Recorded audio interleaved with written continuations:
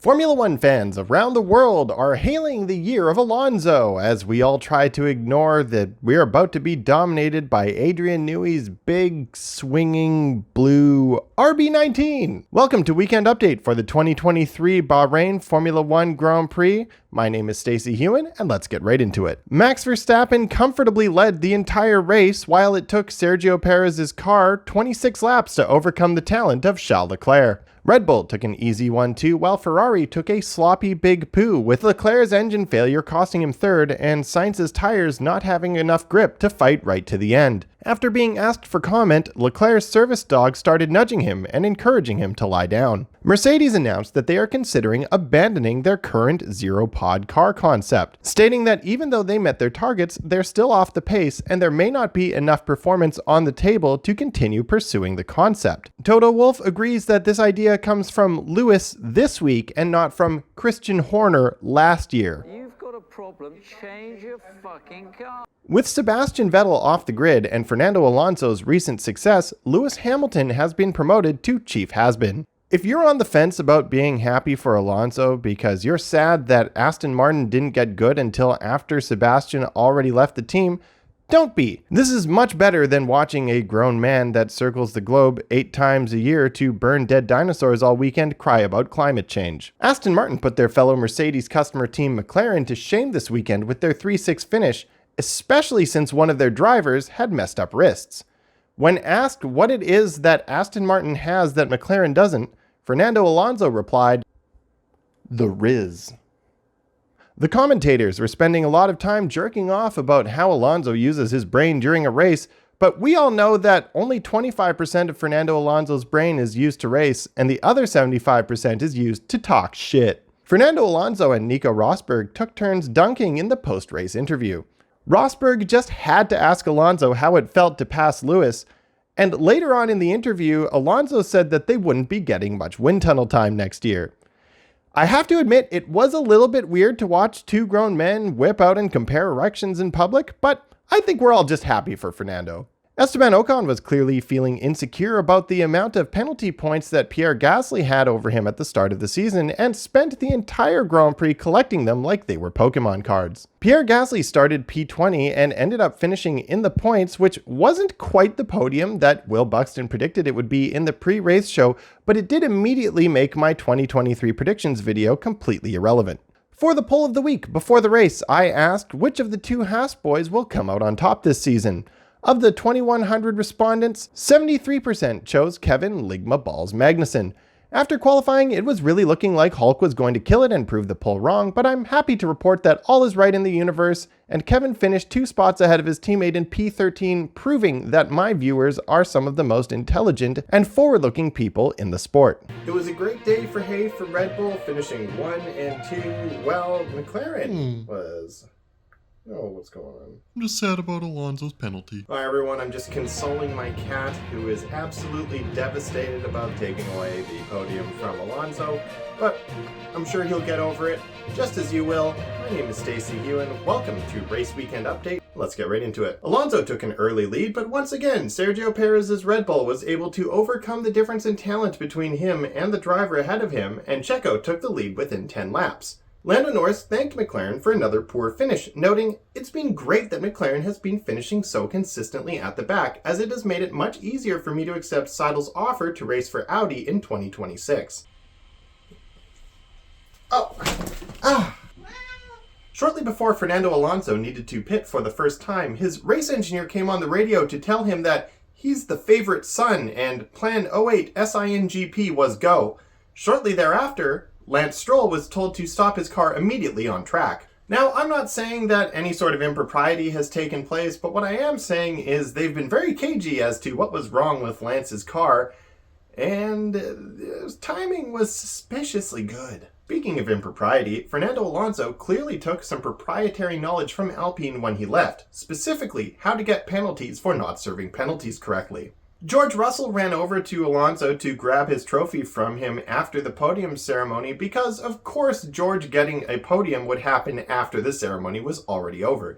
It's the most George thing to happen to George since not getting to drive for Mercedes when they were actually competitive. George Russell's time at Williams was proving its value once again as he dragged a shitbox to another podium. Lewis Hamilton, on the other hand, continued to blame his tools. Breaking news, Fernando Alonso's second penalty for serving the first penalty incorrectly has been overturned, which makes this the most George thing to ever happen to George with respect to a podium. Hey buddy, did you hear the news? They reinstated Fernando Alonso's podium. Huh? How does that make you feel? I think they should have got it right the first time. They ruined his ability to properly celebrate his 100th podium. Nothing will ever make you happy, will it? Lewis Hamilton was happy to announce that he has finally ended his villain era. Unfortunately, this is because he has entered his Salt Bay phase. George's podium, you must be happy about that. It's nothing to do with me, but it's good for the team, for sure. Lewis Hamilton announced in the week leading up to the race that he had split with long-term physiotherapist Angela Cullen. This was for her to, quote, pursue her dream. That dream? To be a physiotherapist for a winner. Max Verstappen started 15 and still ended up on the front row. Red Bull are so strong this year that the only chance that Max doesn't win WDC is if he dies, and given modern safety standards, that just isn't likely to happen. So, thank you, Halo, I guess, for making this year not interesting. Sergio Perez stepped up his game and won the race on merit today. When asked what motivated him to improve, Checo just stared off into the distance and gave a silent smile and a thumbs up to the Force Ghost of Rubens Barrichello. Near the end, Max asked his race engineer what the fastest lap was and was told, "We aren't worried about that, mate." But Max replied, "Well, I am." Max clearly understood that meant that Checo had the fastest lap, but what his race engineer was actually trying to communicate was, "We just don't want your car to fucking explode." Ferrari finished 6th and 7th today, but hey, at least they finished.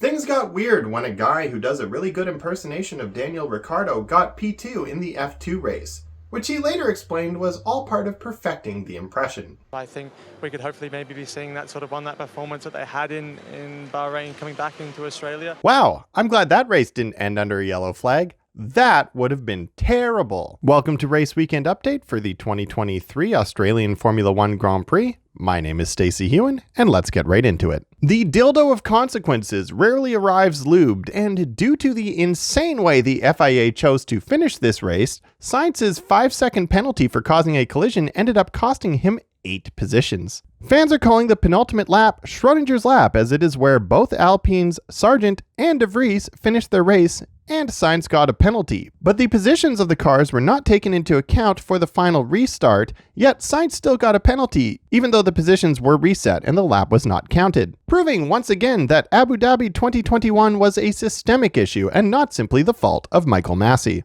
All of this happening in Australia meant that Michael Massey got a trackside view of the new race director shitting the bed as he tried to follow the impossible directive to not finish a race behind the safety car. We can only hope that he will return to us at the turning of the tide as Massey the White. Max Verstappen made it pretty clear that he felt the FIA caused most of their own problems this weekend, as they could have done a rolling restart which would have been much safer than all of the standing starts. The FIA has yet to respond to Verstappen's comments, as they are currently searching for some obscure reason to fine him, since if there's one thing the FIA has made clear, it is that they are not open to criticism. Checo went from P20 to P5 today, which would be a lot more impressive if more than 12 cars finished the race, and this was a street circuit. We finally got a race where both McLarens finished in the points. All it took was half the grid not finishing. Mercedes lead driver George Russell qualified in second place but ended up retiring from the race due to a mechanical failure. Taking it in stride with kindness and humor, he once again beat Hamilton in both pace and attitude. Despite George's mechanical failure, the Mercedes did appear to be the fastest car on the grid after the Red Bull, with Hamilton's P2 finish proving that. George said this is the best race car he's ever driven, while Lewis and Toto maintain that it's an undrivable shitbox, which, at this point, I can only speculate is to protect their egos. Pierre Gasly took out Esteban Ocon on the second restart, and while Esteban did seem to be taking it quite well, it turns out he was just happy to finally have a reason to feud with his teammate. With Mick Schumacher gone, Kevin Magnussen took it upon himself to keep up the Haas tradition of single-car accidents. Haas was protesting the final race restart, but not because of where Hülkenberg would finish if the positions were kept. It was actually because they knew that their Ferrari power unit couldn't survive a single parade lap. If the positions had been kept for the final restart, Hülkenberg would have ended up with a podium due to Sainz's penalty. A time-traveling Günther Steiner was spotted talking to our timeline's Steiner, begging him to drop the protest. When asked about this later, the time traveler explained that every future in which Hülkenberg gets a podium ends in apocalypse, and he has been traveling from timeline to timeline for time immemorial, preventing disaster. Alex Albon got up into 6th place, but the spirit of Nicholas Latifi was flowing through the car as it bent itself to ensure that Williams' tradition was preserved. Alfa Romeo might have done something this weekend, but who knows and who cares? Alfa Romeo is the least engaging team to grace the F1 grid since Marussia. The most exciting thing they've done in recent memory is sell out to Audi. If they disappeared from the grid and showed back up in 2026 as Audi, I don't think that anybody would notice they were gone. For the poll of the week, I asked, who's the bigger clown show, the FIA or Ferrari?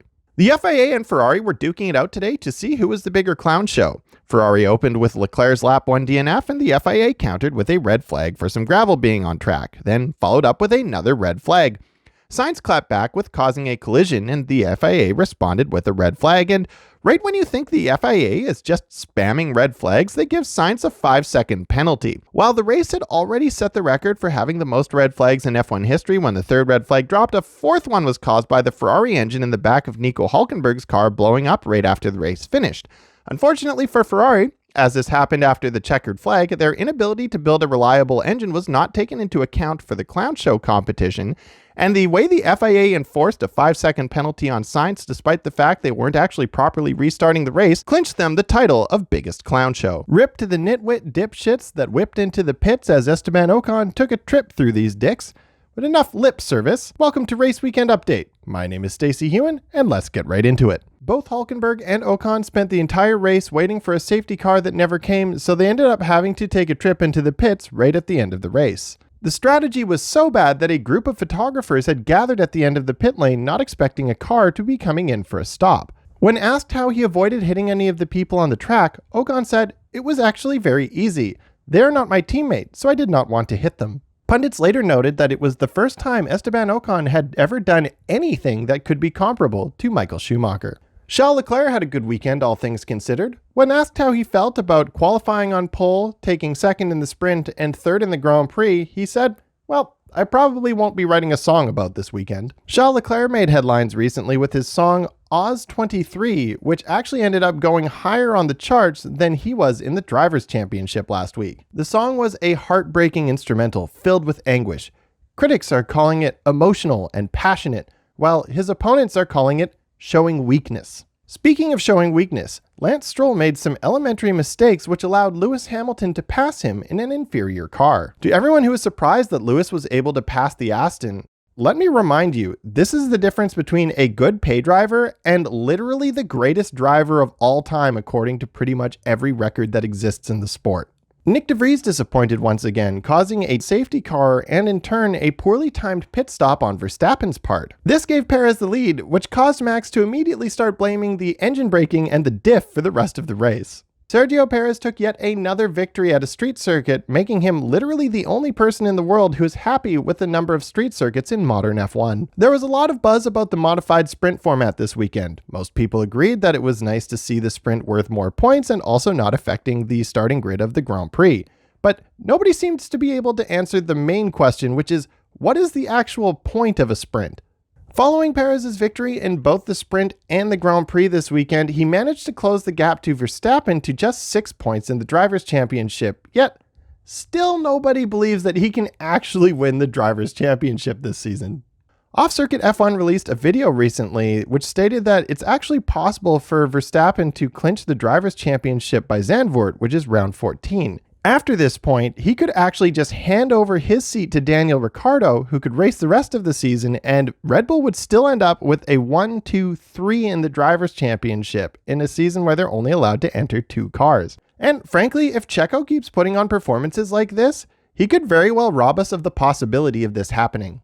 While we're on the subject of Daniel Ricciardo, this weekend I asked if you think Daniel Ricciardo will ever make it back on the grid, and if so, when and with which team. Of the roughly 4,000 respondents, 25% said 2024, 9% 2025, 4% 2026 or later, and the vast majority, 63% of you, said he's never coming back. If we wade into the comments, most of the people who do think he's coming back think it will be with Haas, or maybe even Red Bull. There were some fun suggestions, like B. Tam, who said, Danny Rick won Monaco in 2018, so I think he can go for Indy 500 and Le Mans 24 and try to get the Triple Crown. Only time will tell if B-Tam is huffing hopium or its more insidious brother, copium. But I think we all know the truth. Danny Rick will never be back on the grid again. He's going to end up acting in some mediocre racing movies, putting out a really cringe hit single, and then retiring to life as a pundit with more money in the bank than anyone else on the grid. And for all of you who stuck it out to the end, here's a bonus spicy joke. The teamwork between the Aston drivers this weekend wasn't just unusual for the two of them, it was unusual for F1 drivers in general. Alonso offered brake mallet setup advice to Lance, and Lance offered to not attack Alonso when he knew that they were both just saving their tires.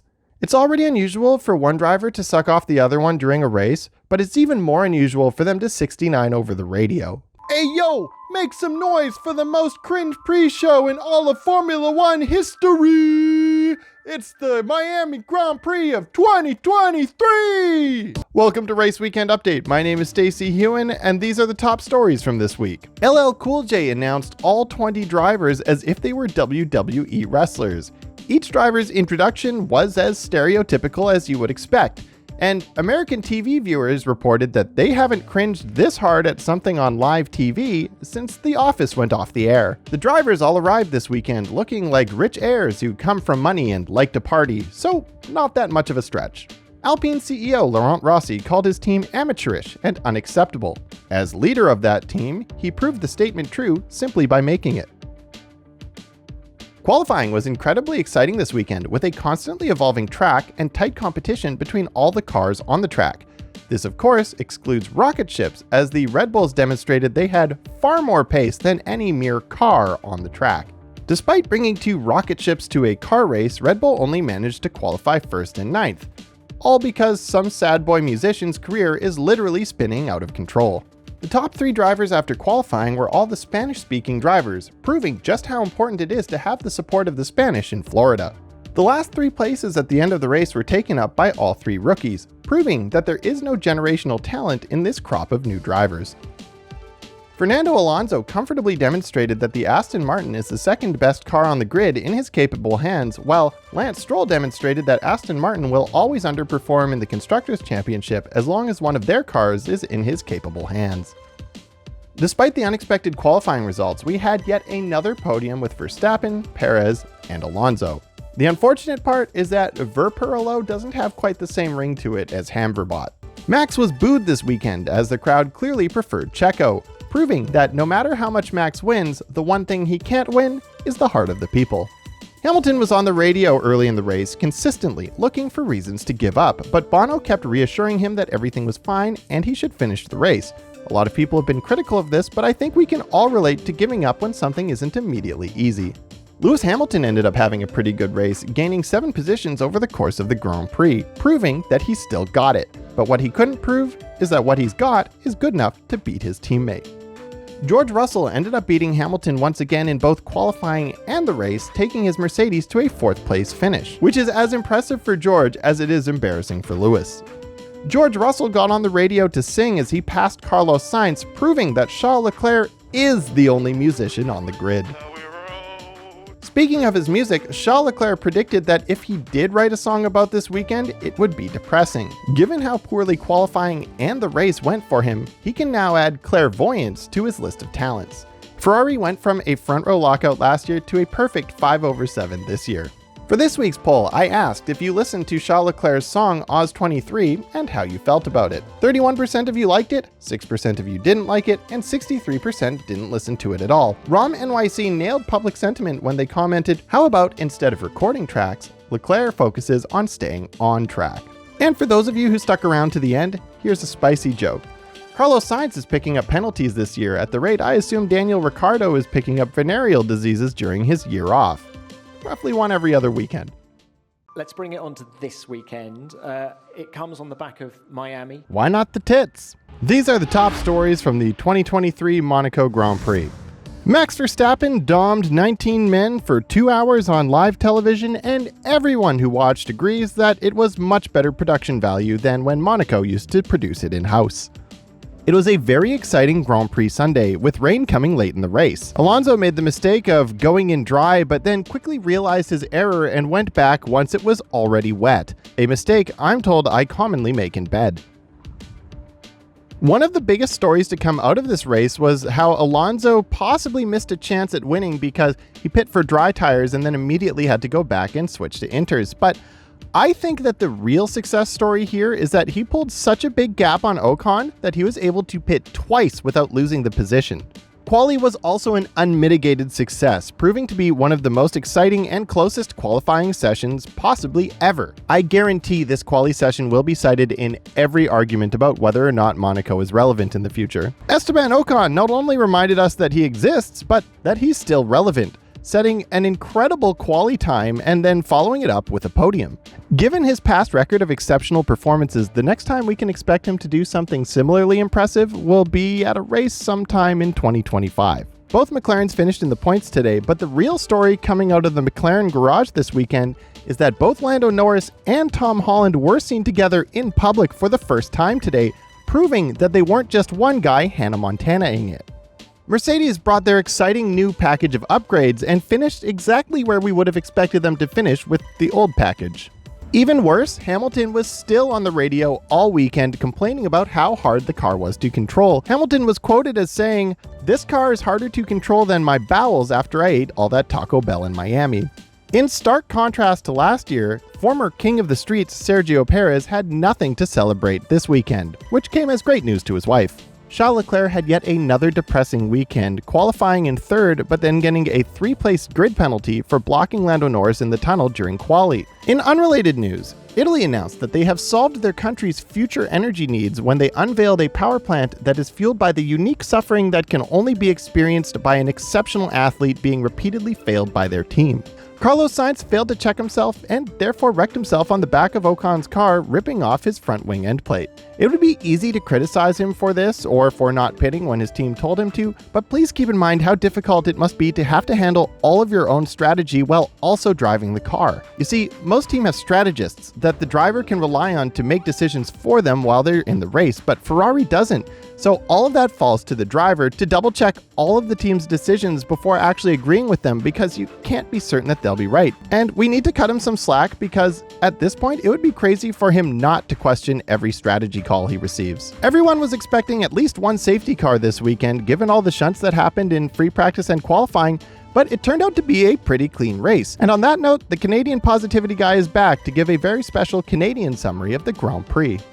Well, you've heard the British guys enough, so why don't you listen to somebody else for a change? I just want to say congratulations to the entire Formula One grid for going an entire race without a red flag. After the fiasco in Australia, it's nice to see that they've learned how to stop playing bumper cars, unlike the Indy 500 gong show today where they had 3 red flags in the last few laps of the race, because apparently the Mario Kart strategy of never using the brakes is a viable path to victory in that series. There are some motorsports where crashing is part of the spectacle, and it looked like F1 was about to go down that path, but I'm happy to say that it's back to being about world-class driving. Or at least, now that Mick and Nick are out of the series, we can no longer expect a big smash every race. Unlike your mom, who I smash every race while your dad's off watching at the bar. And now back to your regularly scheduled programming. Before the race, all of F1 media was going on and on and on about how Monaco was supposed to be the place where Red Bull could be beaten. I swear I watched at least 3 videos saying that Monaco is the place where the Red Bull's vulnerabilities could be exploited. That vulnerability's name? Sergio Perez. Everyone who was hoping to see literally anyone other than Red Bull win today got the closest thing that we're probably going to get to hope in 2023, with Alonso missing pole position by just 0.08 and then losing the race by almost 30 seconds. So Red Bull's race car did show its vulnerabilities today, because it only won by a large margin and not an obscene one. 2 of the 3 races of the famed Triple Crown of Motorsports were held today, with the Monaco Grand Prix in the morning and the Indy 500 in the afternoon. While Monaco was a relatively clean race, the Indy 500 was a 3 red flag massacre, proving once again that you can't buy a crown with the gold price, only the iron price. Another thing the Indy 500 showed today is that it's possible to have safe refueling in an open-wheel racing series. Sergio Perez's strong start to the season suddenly going limp has made me look like a freaking idiot for making this video. For the poll of the week this week, I asked, whose sabbatical will be longer, Daniel Ricciardo or Mika Hakkinen? Of the 1,900 respondents, 36% said Ricciardo and 64% said Hakkinen. But what I think most people who are responding to the poll didn't realize is what this is actually asking is who will live longer, because neither of them is going to be returning to Formula 1. It's hot as balls here in Canada right now, and the room where I normally record my F1 videos is being renovated, and the attic that I've been doing this season out of is just sweltering and not really possible to film comfortably in. Big ups to Rocket Powered Mohawk for making it acceptable to film F1 videos in your car. If I couldn't do it in here right now, I'd be screwed. Here's a little bonus spicy joke for everyone who watches to the end of the video. Lance Stroll once again failed to score points in the second fastest car on the grid, making him the only person I'm aware of who has made a career out of fucking his father. The weekend of the Spanish Grand Prix on the surface seemed pretty uneventful, but those in the know saw something really important come out of it. A group that we thought was no longer relevant came out of nowhere and proved to us that they still are. That's right, the Pit Stop Boys released their new song, Vamos Fernando! Welcome to Race Weekend Update, my name is Stacey Hewen, and these are the top stories of the Spanish Grand Prix. Aston Martin's Fernando Alonso had his roughest race yet this season, finishing in 7th, and, crucially, finishing behind his teammate for the first time this season. A lot of pundits were speculating that he suffered in race pace because he picked up floor damage during that run over the gravel in qualifying, but I think they're failing to understand that Alonso really seems like he's learned to play the political game this season, and letting Lance take a W will silence the naysayers who have been quite publicly calling for him to be removed from his seat. Nando knows which side his bread is buttered on. Lance Stroll had his best result this season, bringing him up to 35 points of Aston Martin's 134 total points. I can see now why Alonso loves him so much as a teammate, because if Nando gets into a title fight, he has nothing to worry about when it comes to competition coming from within the team. My cat shows up demanding my attention, so I picked him up, and it turns out he's actually just a big fan of Lance Stroll, and he was there to kick me in the balls for making fun of him. Mercedes saw a resurgence this weekend, finishing 2nd and 3rd. The key ingredient to the success of the Mercedes seems to be how nice they are on their tires, taking their first stint nearly 10 laps longer than expected. Despite the success, there were some obvious signs that they're not yet in contention for wins, because Lewis was on the radio praising the way the car handles and his tires. Real champions complain. The race may have been kind of boring, but George Russell's radio certainly wasn't. First mistaking his own sweat on the inside of the visor for incoming rain, and then when he passed Sainz, this gem of an interaction happened. Solid work. Just solid. It was pretty good. Max Verstappen won once again, continuing Red Bull's 100% winning streak this season. Max also demonstrated empathy for the first time when he reacted to the win with the same boredom that the viewers felt. Verstappen was on the cusp of getting a 5-second penalty for violating track limits, but that would be kind of like throwing a spike belt in front of a freight train. Sergio Perez had a decent recovery drive, going from 11th to 4th, is what I would have said if he wasn't in a car that was so dominant that, were the positions reversed and Max Verstappen was starting in 11th and Checo was on pole, Verstappen still would have probably won the race. Lando Norris experienced a devastating blow to a promising race start following a collision with Lewis Hamilton. First time, said Max Verstappen. On the subject of ruined races, Charles Leclerc's race was over before it even started, with there being some sort of a problem in the rear of his car that caused him to go out in Q1 for the first time since 2019. Since Ferrari didn't understand what was wrong with the car, they elected to change everything in the rear and start from the pit lane. They say, what doesn't kill you makes you stronger, and as a result of his career at Ferrari, Charles Leclerc is now benching 400 kilos for his single rep max. On a happier note, Charles Leclerc has a new girlfriend as of last week, because famously, F1 drivers want to be single when they're focused on winning a world championship. As a result of Charles Leclerc being out of the points, it fell to Carlos Sainz to score all of Ferrari's points this weekend, and he had a pretty good weekend, putting himself now 16 points ahead of his teammate in the standings, something that he's apparently only capable of doing when he has a car that isn't a championship contender. Ferrari's strategy team was up to their regular antics this weekend, pitting Carlos on his mediums when he said that he still had plenty of pace left, and then one lap later, pitting Leclerc, who was on hards and you would expect to go further on the stint. At this point, I have to wonder, does Ferrari's head of strategy have gambling debts that he's paying back by fixing F1 races? Frankly, it would be a relief if it was something like that and not just systemic organization-wide incompetence. Yuki Tsunoda was on the radio telling his race engineer to shut up and let him drive.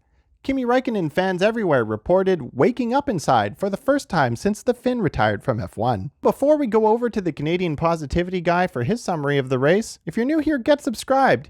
Each time I get a new subscriber, my pee-pee tingles a little bit. Well, you've heard the British guys enough, so why don't you listen to somebody else for a change? Valtteri Bottas had such a 5'11 race that I don't think I heard him mentioned even once during the live race broadcast. Making it even worse, Valtteri's pay driver teammate that everyone said wasn't good enough for F1 is finishing, on average, 1.3 positions better than him in every race that he finishes. This is good news in my opinion, and let me tell you why. With Alfa Romeo set to become Audi in 2026, we can expect the German brand to do what German brands do whenever they enter F1. Announce that they're going to be a German team based in Germany with German drivers, just like Mercedes did back in 2010. And just like they did with attracting Schumi back, we can expect that the best German talent that could possibly be available and Formula One fighting fit by 2026 would be Sebastian Vettel. Of course, Seb, being a big proponent for Mick Schumacher, would almost certainly only agree to come back if they had an all-German lineup consisting of both him and Mick. And you just witnessed in real time how F1 rumors get started because, my God, I want that to happen. As if getting equaled by a pay driver wasn't bad enough, it appears that Bottas is just a seat warmer for a team that's in limbo while it waits to get taken over by a proper manufacturer. But there's got to be something more going on here because, as they say, bad things come in threes. Just like me, because I never pull out when I bang your mom.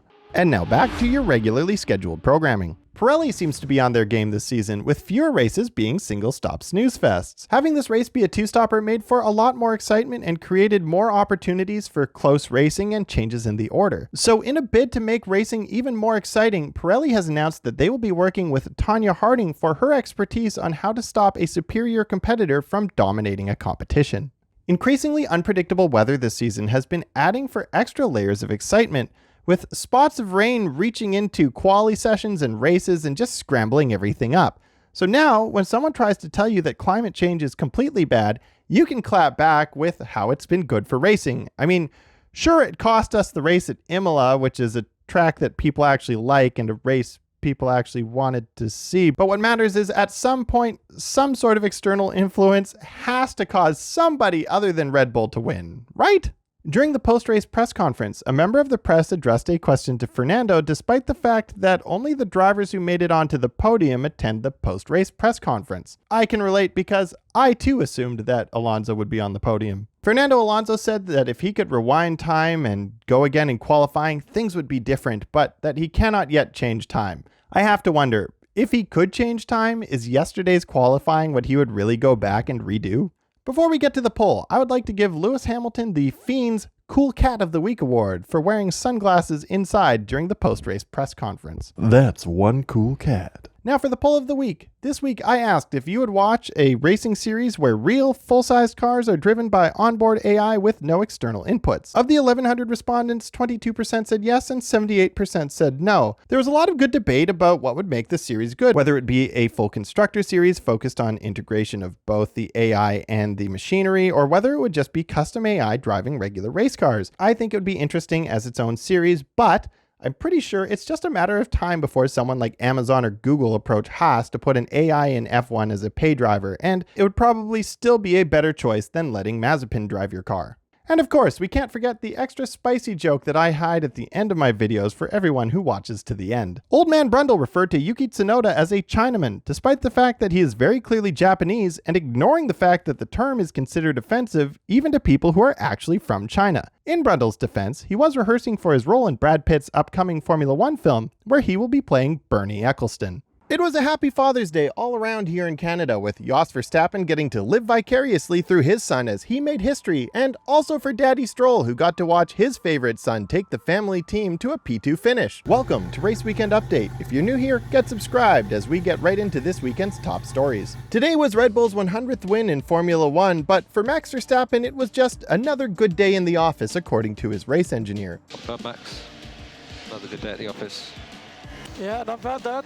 And also 100 win for the team, so that's a great result. For the rest of the pack, though, it was an incredibly competitive fight, which left me feeling conflicted because the outcome of this season is so obvious it feels kind of boring and predictable. But if you remove Max Verstappen from the equation, this is an incredibly close and exciting season. But that's just it. Max is in this season, and Max is going to win it, and it's just a lot harder to get excited about who is going to be number 2. Speaking of number 2s, Sergio Perez shit the bed again, only managing to place the fastest car on the grid one spot ahead of the remaining Williams. That Williams, however, was being dragged to a P7 finish by the driver of the day, Alex Albon. This whole weekend, Albon was strutting his stuff, showing how great of a driver he was by taking P1 in Q2 and finishing just behind the Red Bull that he would have been in if he had been this good of a driver 3 years ago. This whole weekend was about bold strategy choices paying off, which is what got Albon so far up the grid at the start of the race, and it seems unbelievable, and I can't believe I'm saying this, but Ferrari made a great strategy call today, choosing not to pit behind the safety car so they could gain track position that they never ended up losing. At first, I thought this felt worthy of praise, but then I remember you don't get praise for doing what's expected of you.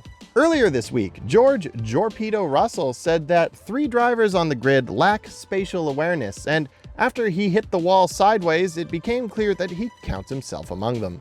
Lewis Hamilton finished P3 today, showing that Mercedes' new design direction is paying off, and despite an initial jump to P2 off the line, he wasn't able to keep it, thanks in part to Aston Martin's better pit stops. It feels like Aston Martin has really stepped up their game to become a proper competitor, and unfortunately for Mercedes, Aston has more wind tunnel time thanks to them finishing so far down the order last season, so they will be able to develop more than their rivals for 2023. This explains why Lance Stroll is still on the team, because they know they're not going to win the championship this season. They keep an underperforming driver on the team so they can sandbag and finish lower in the constructors this season so they can keep that wind tunnel advantage next season. Blown this thing wide open, guys. All makes sense now. Carlos Sainz was recently beaten by a journalist in a squash match and promised after the race to beat the guy in a rematch in 2 to 3 months. Which makes sense, because he won't be competing for race wins this season. He'll have the time and mental energy to train and prepare for an event where he might actually be competitive.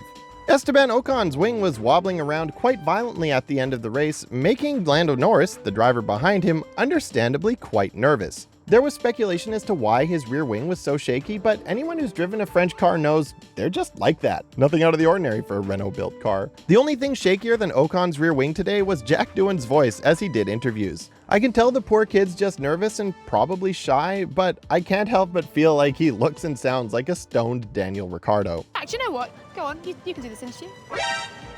Go ahead.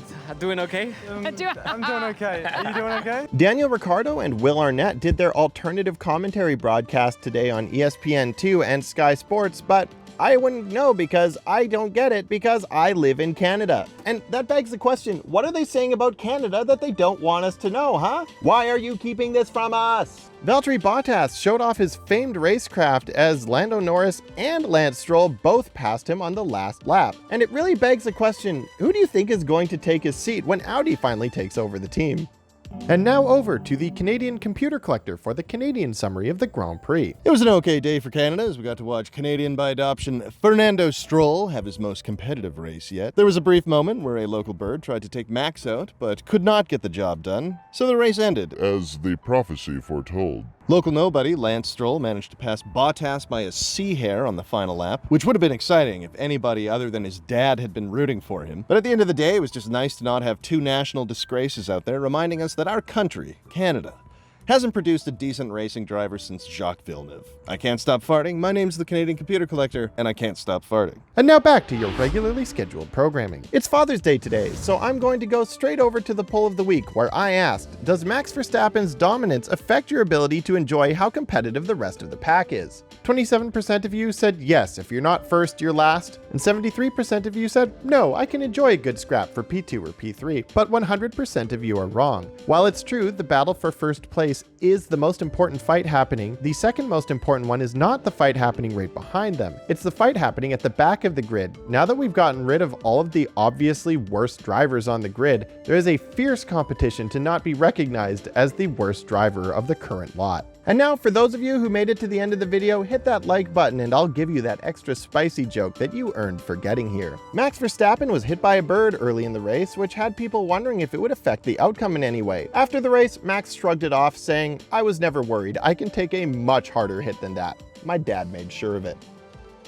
The FIA should be embarrassed. They managed to put on an entire F1 weekend without running an actual Grand Prix. I mean, sure, there was an exciting but meaningless sprint race, but it was followed by a track limits competition. Apparently there was a Grand Prix on Sunday, but as far as I could tell, it was a bunch of guys who couldn't figure out where the track was, competing to see who was the biggest narc. Welcome to Race Weekend Update. My name is Stacey Hewen, and these are the top stories from the Austrian Grand Prix. After the Grand Prix ended, Aston Martin launched a protest looking for more deleted laps because apparently more than 100 deleted laps in the race wasn't enough for them. After the dust settled, 7% of all laps were deleted. Thanks, Aston Narkin.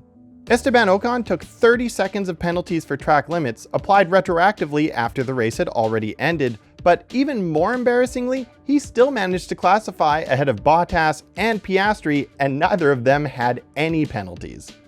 People often complain that Sky Sports commentary is British biased, but there is a brilliant moment during the race where they commented about how disciplined drivers like Alonso weren't violating track limits, while Hamilton was literally on screen complaining about getting penalized for violating track limits. I don't even have a punchline here. I just loved how delightfully catty that was. Lewis Hamilton took a lot of flack for all of his complaining on the radio, but afterwards he explained that he was asked to report on all of the track limits violations that he saw, and that he didn't like it. So essentially, he complained that he had to complain.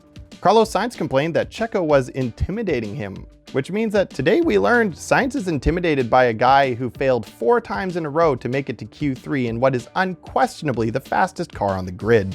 Ferrari was looking much more competitive, as was McLaren. Well, okay, not McLaren, just Lando Norris, because McLaren could only manage to get 1 upgrade package ready in time for Austria. You could tell that Piastri had some feelings about this, because in the pre-race press conference, he mentioned that the team was doing a great job of getting 1 upgrade package ready for the race. Despite Red Bull's lack of upgrades, Max won everything this weekend, from quali to the sprint to the actual race. But there was some good news for everyone who's rooting against Max. His streak of 248 consecutive laps led was finally ended. So what you're saying is, there's a chance. The rest of the pack is slowly closing the gap to Red Bull, which is giving a lot of fans hope, and I hate to do this, but I just don't see it. When Mercedes was dominating, they said the hardest part was managing the gap to the rest of the pack to make sure they didn't win by too big a margin, otherwise they would likely see rules changes come in to nerf them.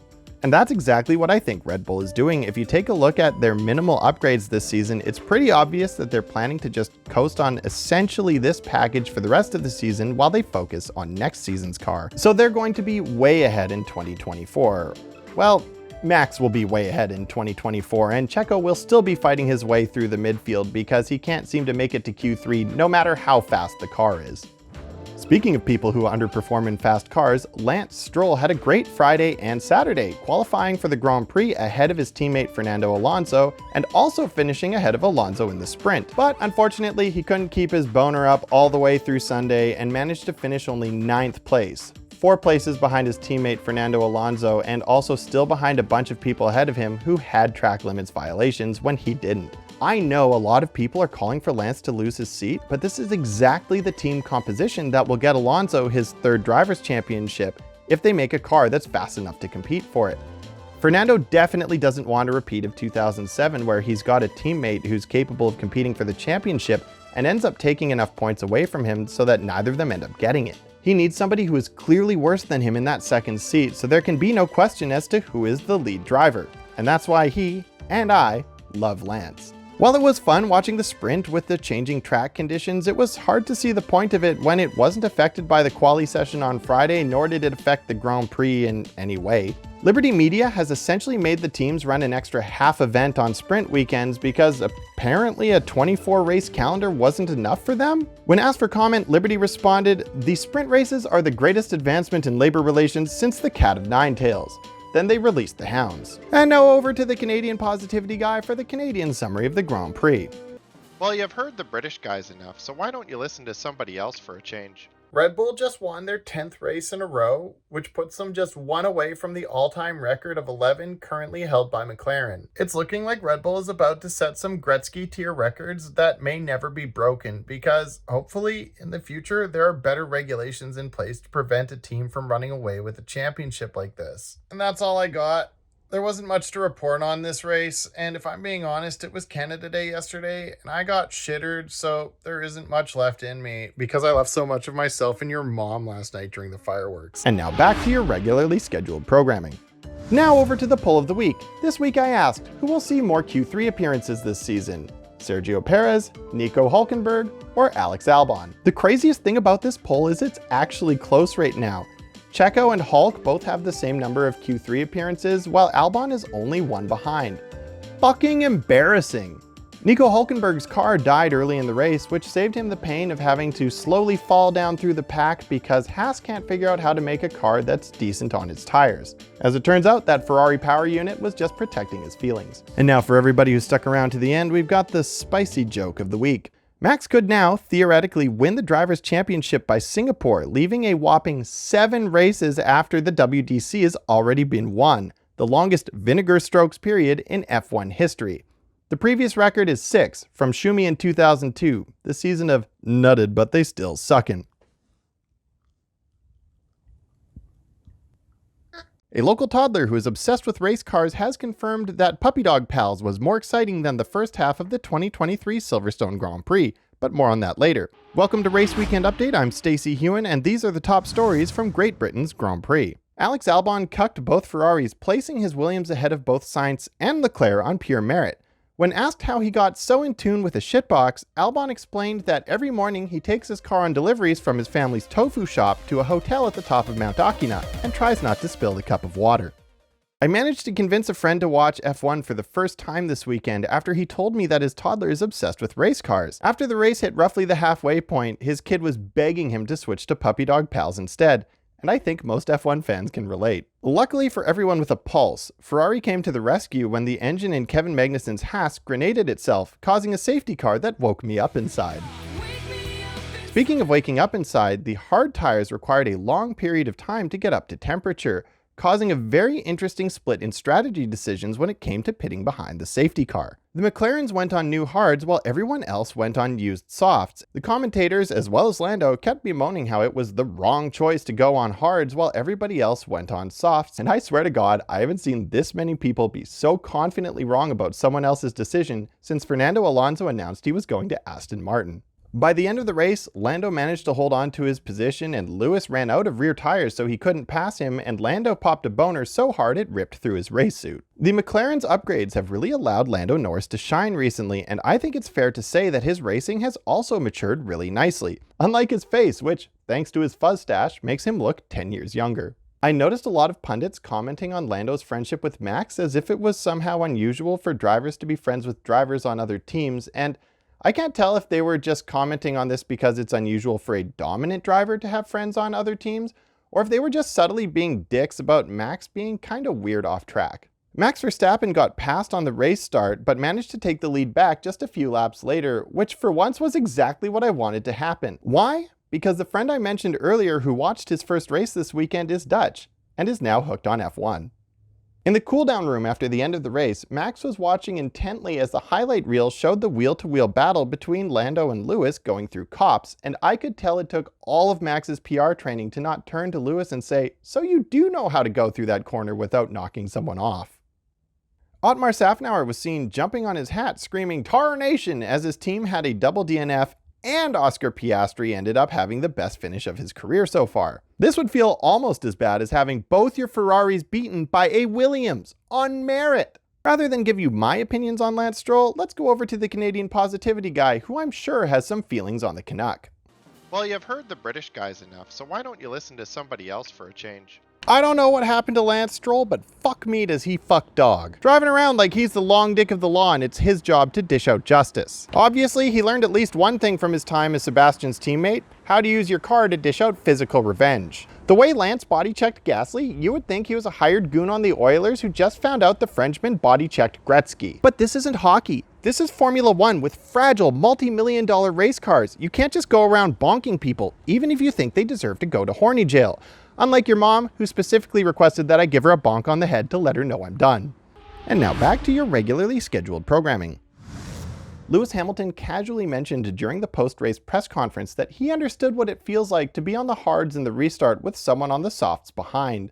And I was surprised that at that point he didn't just drop the mic and walk off stage. Lewis Hamilton actually managed to get a podium despite starting the race in 7th, while Sergio Perez wasn't able to manage a podium despite starting the race in a Red Bull. Sergio Perez failed to make it to Q3 for the 5th time in a row despite being in the fastest car on the grid, and nobody, including Checo himself, can understand why he's suddenly failing to perform after having such a great start to the season. Daniel Ricciardo also insisted he has no idea why, before quickly hiding a crocheted RB19 with a bunch of pins stabbed in it. Nick de Vries had yet another disappointing race, while Williams, the team he turned down to join AlphaTauri, continues to move up the grid. And watching the car you turned down handily beat the car you're in must be a terrible feeling. But luckily for de Vries, the team he chose is notorious for ruthlessly replacing drivers who underperform. Now, for the poll of the week, I asked what would be the perfect number of races in an F1 season. 24% said 24 plus, 28% said 21 to 23, 44% said 18 to 20, and 5% said fewer than 18. The most common thing I noticed was people care more about the quality of the tracks than the quantity, and I was impressed to see how many people actually listed all the tracks they'd like to see, sometimes even in order. And I'm not even going to make fun of this one. I actually genuinely suggest you go over and check out the community tab of my YouTube page, especially if you work for Liberty Media or the FIA. It's pretty clear what the fans want. Here's your reward for sticking it out to the end, the spicy joke of the week. Sam Collins described Lance Stroll's battle with Pierre Gasly as a ding-dong battle, which, where I come from, is something two consenting but immature men do when they really like each other. What Stroll did to Gasly is more akin to shitting directly in his mouth. At long last, Lewis Hamilton got a pole position, but it didn't last long as he was already down to 4th place after turn 2. Danny Rick also made an equally mediocre triumphant return, finishing 13th place in the slowest car on the grid, but more on that later. Welcome to Race Weekend Update. My name is Stacey Hewen, and let's take the piss out of the top stories from the Hungaroring this weekend. Max Verstappen clapped the cheeks of the entire grid for the 7th race in a row, giving Red Bull a record 12 consecutive race wins. In the post-race press conference, Max was asked how the car felt, and he responded by letting out a long moan, followed by a brief shudder, then he rolled over and went to sleep. Checo, on the other hand, lit a cigarette, looked over at Max and said, "Well, I'm glad it was good for you." You know what? Let's talk about the completely platonic bromance between Max and Lando. Now that Lando's getting podiums, we get to watch him and Max just gush over each other during the post-race press conferences. And I think it's time that we name this bromance like we do all famous bromances. I propose we go with Maxdo, Mando, or Landax. What do you think? Stick around, and later on we're going to go over the results of the poll of the week where I asked this very question. During the podium ceremony, Lando Norris broke Max Verstappen's trophy, but Max let it slide because earlier this season, he broke the spirit of the entire F1 grid, including his teammate. Call it even? Lando Norris and Oscar Piastri were enjoying the new performance of the McLarens, finishing 2nd and 5th, while the former 2nd fastest car on the grid, Aston Martin, finished only 9th and 10th, and Lance Stroll even got lapped. Well, easy come, easy go. Sergio Perez was back on the podium, finishing 3rd place in a car Max described this way. What an unbelievable rocket ship that was today. That was so enjoyable to drive. Meanwhile, George Russell went from 18th to 6th in a car that Lewis Hamilton couldn't keep at the front for a single turn. Nico Hülkenberg arrived on the grid sporting the Ken haircut, but insisted it had nothing to do with the Barbie movie. Not a bet, it's just a bit of, you know, that Barbie movie came out, and I thought a bit of, you know, extra PR for me is pretty handy this time of the season. Actually, no, I wasn't aware about it, and I didn't really play with Barbie and Ken when I was a child, so I just ran into this one, and bad timing, I guess. I believe him because if he had actually seen the Barbie movie, he would know that it's okay to own that he loves Barbie, and then he could rock that Ken hairstyle shamelessly. On that subject, I know someone who just saw the Barbie movie and he's asked to give his opinion on the Grand Prix. Well, you've heard the British guys enough, so why don't you listen to somebody else for a change?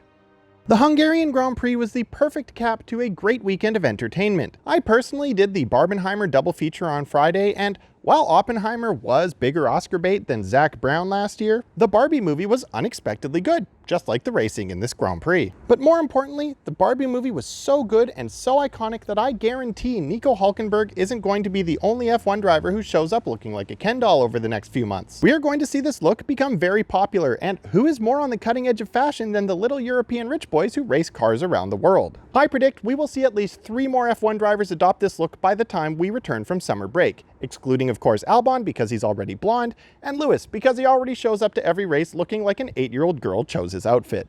And now back to your regularly scheduled programming. Daniel Ricciardo made his triumphant return to the grid and got to watch from 13th place as the car he wasn't good enough to drive finished 2nd and 5th. Zhou Guanyu destroyed Alpine, taking out both of their cars in the first corner. It was an Oscar-worthy performance. But the only thing he was awarded for his performance was a 5-second penalty. Piastri, on the other hand, got a seat at McLaren. Alfa Romeo was looking really strong in free practice and qualifying, but had an absolute dogshit race, which makes sense because they chose a driver lineup with no racecraft. There's a reason why they call it Bottas tier racecraft. For the poll of the week, I asked what we should call the Max-Lando bromance, and the vast majority of respondents chose Mando, then went to the comments to chant, "This is the way." And I must agree. This is the way. Of course, it wouldn't be right to get this far into the video and not reward you for your loyalty. So here's the spicy joke of the week. Ferrari porked Leclerc with a 9-second pit stop, but clearly Charles wasn't done, so he finished himself off with a 5-second penalty for speeding in the pit lane, because Ferrari isn't just abusive, they're also a selfish lover. It was a relaxing spa weekend for everyone except Sainz and the McLaren boys, thanks to a Turn 1 incident and McLaren gambling on their car setup. I personally went on vacation, hence the timing of this video, but thankfully Max and his race engineer made it feel like a real family vacation by bickering the whole time. Don't forget, Max, use your head, please. Are we both doing it or what? You just follow my instruction. No, I want to know if both guys do it. Max, please follow my instruction and trust it. Thank you. Good old uncomfortable silence, just like mom and dad used to make. Welcome to Race Weekend Update. My name is Stacey Hewen, and we're going to have some laughs together at the expense of the Belgian Grand Prix. McLaren set their car up for wet conditions, cranking up the downforce, which paid off in quali and the sprint, but thanks to the race being dry, made their car look like it was dragging a parachute down the straights. And unlike parachute day at school, this was clearly not fun. Oscar's Turn 1 crash with Carlos made a lot of Piastri fans say, "It's a terrible day for rain." What do you mean? It's not raining. Yes, it is. Oh, so it is. Max Verstappen and his race engineer Gianpiero Lambiase were making snide remarks at each other all weekend, which a lot of pundits were trying to claim demonstrates how close of a relationship they have. Divorced children around the world exchanged a knowing glance as they too remember convincing themselves that their parents arguing in public was just demonstrating how comfortable they were with each other. Max started in 6th place because he had a penalty for taking a new gearbox, but he still managed to finish 22 seconds ahead of everyone else, including his teammate, who started 4 spots ahead of him in an identical car, which really makes you wonder how much longer they're planning to wait before they put Danny or Yuki in that second Red Bull. Speaking of the 2 worst cars on the grid, AlphaTauri lead driver Yuki Tsunoda finished in 10th place, 6 positions ahead of his newest cuck, Daniel Ricciardo. After the race, Yuki asked how many more washed-up old drivers he needs to dominate before Helmut Marko puts him in that second Red Bull seat. 21 laps into the race, there was hope for everyone except the Dutch as a light sprinkling of rain caused Max to lose his rear going into Eau Rouge, and though he managed to recover it and continue winning like nothing happened, I couldn't help but be reminded of my most recent trip to Burger King, where afterward I briefly lost control of my rear but managed to recover and continue like nothing happened, and luckily there was no Eau Rouge involved. Now over to the Canadian positivity guy for the Canadian summary of the Grand Prix. Well, you've heard the British guys enough, so why don't you listen to somebody else for a change? I took a vacation this weekend and went to LTX. If you want to see the videos my brother and I made at the convention, we'll link them at the end of this video and in the description. As for the race, I figured I don't even need to watch the race to know that Max won. Was I right? And now back to your regularly scheduled programming. For the poll of the week, I asked, if you had to choose right now, who would be in the second Red Bull seat at the start of 2024? 38% of respondents said Sergio Perez, 18% said Yuki Tsunoda, and 44% Daniel Ricciardo. And of course, the best answers are always in the comments, with the most popular response being Albon and followed by, bless your hearts, Sebastian Vettel. I would bust a nut super hard if I found out Seb was returning to the grid. I just don't have it in me to watch him get destroyed by Max Verstappen in his prime. And now the reward for all my loyal viewers who make it right to the end. The spicy joke of the week. A day at the spa is supposed to be relaxing, but this day at spa was more like a day at the bathhouse for Charles Leclerc, who started off sitting on pole and then immediately got fucked by a dominant bull. The race in Zandvoort was so good that Viagra stocks have taken a nosedive as Formula One fans found themselves rock hard for a full 3 hours. Even the women. Welcome to Race Weekend Update. My name's Stacey Hewen, and these are the top stories from the Dutch Grand Prix. Checo got undercut by Max while he was in the lead and asked how that happened, given that he was leading the race. Well, I can tell you exactly what happened. When you have a 10-second lead over your teammate and he cuts 4 seconds a lap out of that lead, you are not the race leader. You're just a guy who got some lucky track position. The Dutch fans seemed a lot better behaved this year, but I don't give them any credit for that because it's really easy to be well behaved when you know you're going to get exactly what you want. Max once again took the victory, but in that final race restart, it was looking like Alonso had a chance to win. He didn't, but at least he did get that participation ribbon that is the Driver of the Day award, which at this point is about the best anybody who isn't Max can hope for. Aston Martin fans may be getting exactly what they're hoping for next year, as it's rumored that Lance Stroll may quit F1 to pursue a career in tennis. And if that is true, I'd like to make one suggestion. Aston Albon? Ferrari fumbled Charles' first pit stop, but Leclerc wanted to show them that he's Ferrari to the core and went into the gravel while on inters. Albon, on the other hand, managed to keep his Williams on the track, on softs, the whole time. Alex Albon flexed all weekend, taking 4th place in qualifying, then in the race making soft tires last over 40 laps through multiple periods of rain, and then finishing in the points. As a result, I feel justified jerking him off throughout this video. I'm not the only one stroking Albon's ego. Pierre Gasly had some kind words for Williams, saying they're not a slow car anymore, and they're a pain to race against. But he forgot to add, when driven by Alex Albon. If Logan Sargent is driving, then it's no big deal. Logan Sargent became the first American to reach Q3 in over 20 years, but it's still been 20 years since an American has completed a hot lap in Q3, since Logan crashed in turn 2 after his outlap. Logan Sargent also, impressively, got lapped just 7 laps into the race. Luckily, his car had his back and lost hydraulic pressure and took him out of the race, so he didn't have to endure the torture of being lapped multiple times. And let's talk about McLaren. They now feel like Formula One's middle child. We spent the first half of the season fawning over Aston Martin, and then we briefly got excited about McLaren, but then, as soon as Albon started dragging his Williams into positions we never thought they'd be, we completely forgot about McLaren.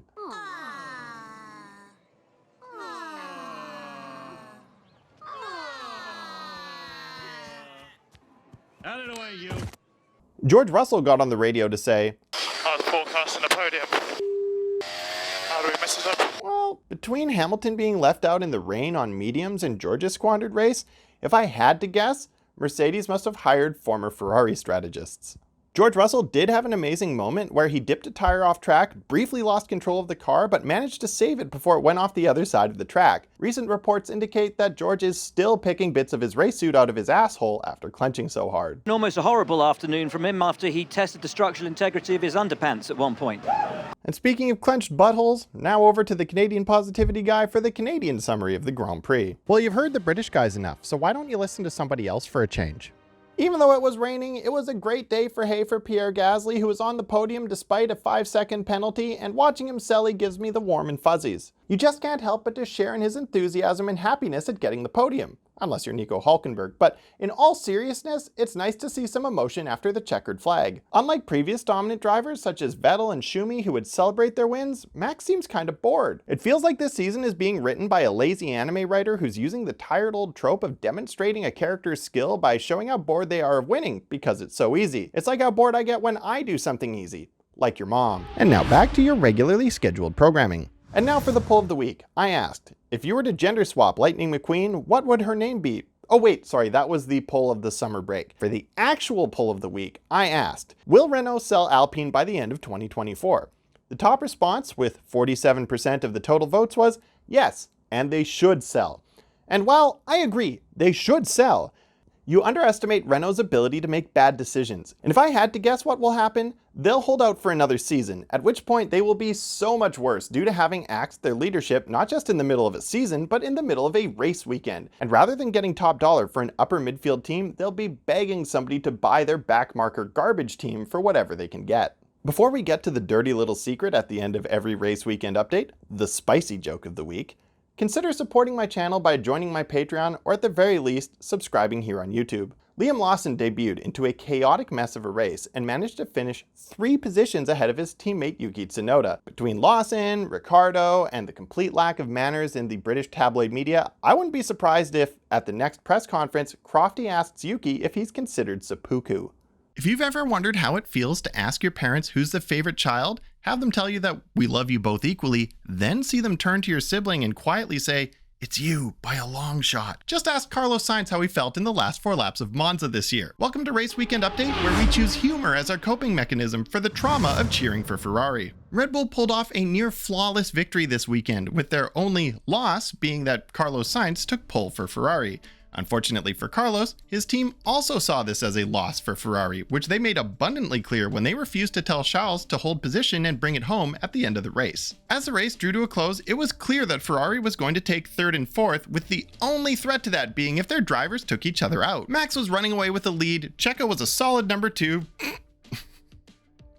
and George Russell was 8 seconds behind, with a 5-second penalty on top of that. Carlos pleaded with Ferrari to be reasonable, knowing how much there was on the line, but Ferrari told him that they were going to race to the end. No risk, race until the end, no risk. If Carlos Sainz Jr. was Jos Verstappen's son, there would be a fork in the hand of that race engineer right now. If Carlos Sainz Jr. was Michael Schumacher's brother, the Michael would have marched right over to Fred Vasseur at the end of that race and told him, "Give me my brother back." But unfortunately for Carlos, he's not the son or brother of an insane Formula 1 driver. He's the son of a world champion rally driver. And I'm not that familiar with the world of rally racing, but I'm guessing that you don't have to physically threaten people to get your team to support you in that series. Luckily, Carlos Sainz Jr. has learned how the game is played and duked it out with Charles Leclerc and took home the best of the rest position with no help whatsoever from his team or teammate. Kinda like how he got his first race win last year. He learned he has to assert himself over the entire nation of Italy, tell Ferrari they're wrong, and take matters into his own hands if he wants to have a good result.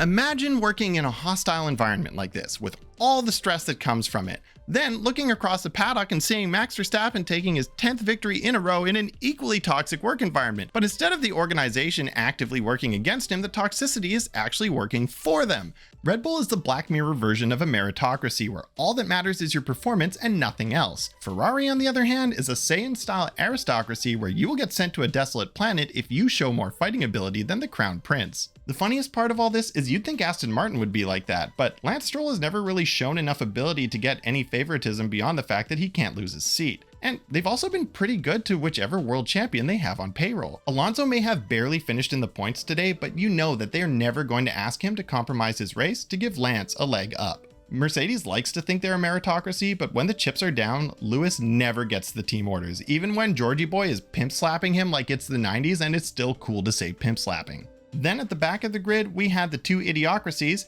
Alpine and Haas, bringing up the rear.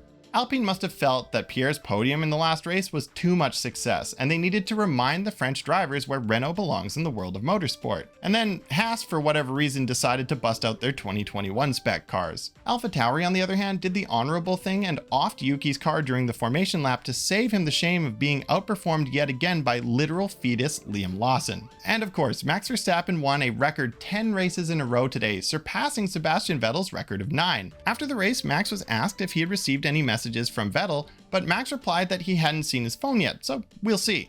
Lucky for you, I managed to get my hands on this never before seen screenshot of Seb's messages to Max. And now over to the Canadian Computer Collector for the Canadian summary of the Grand Prix.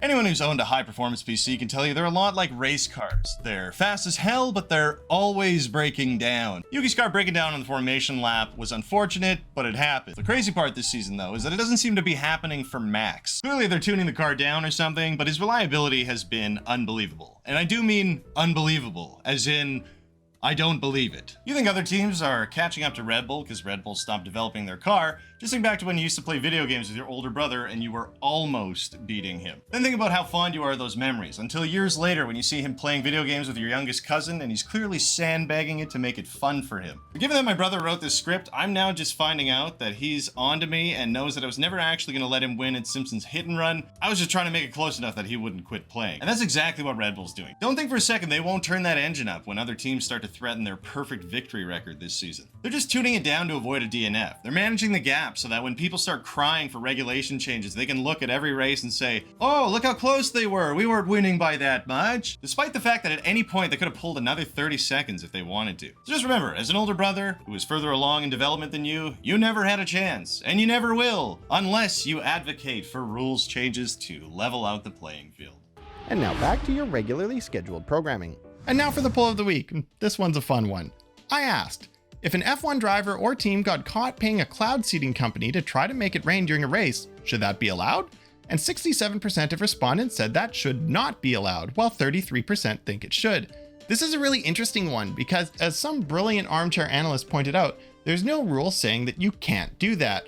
But I would posit that, despite the fact there's no rule that says dogs can't drive an F1 car, there's likely some more general rule somewhere that exists that covers the situation. If you're a person who enjoys rules lawyering, let me know in the comments which rule you think would address cloud seeding and whether or not you think current regulations would allow for an enterprising team to pull something like this to get a wet race that would have otherwise been dry. And this one goes out to the OG fiends, the real ones.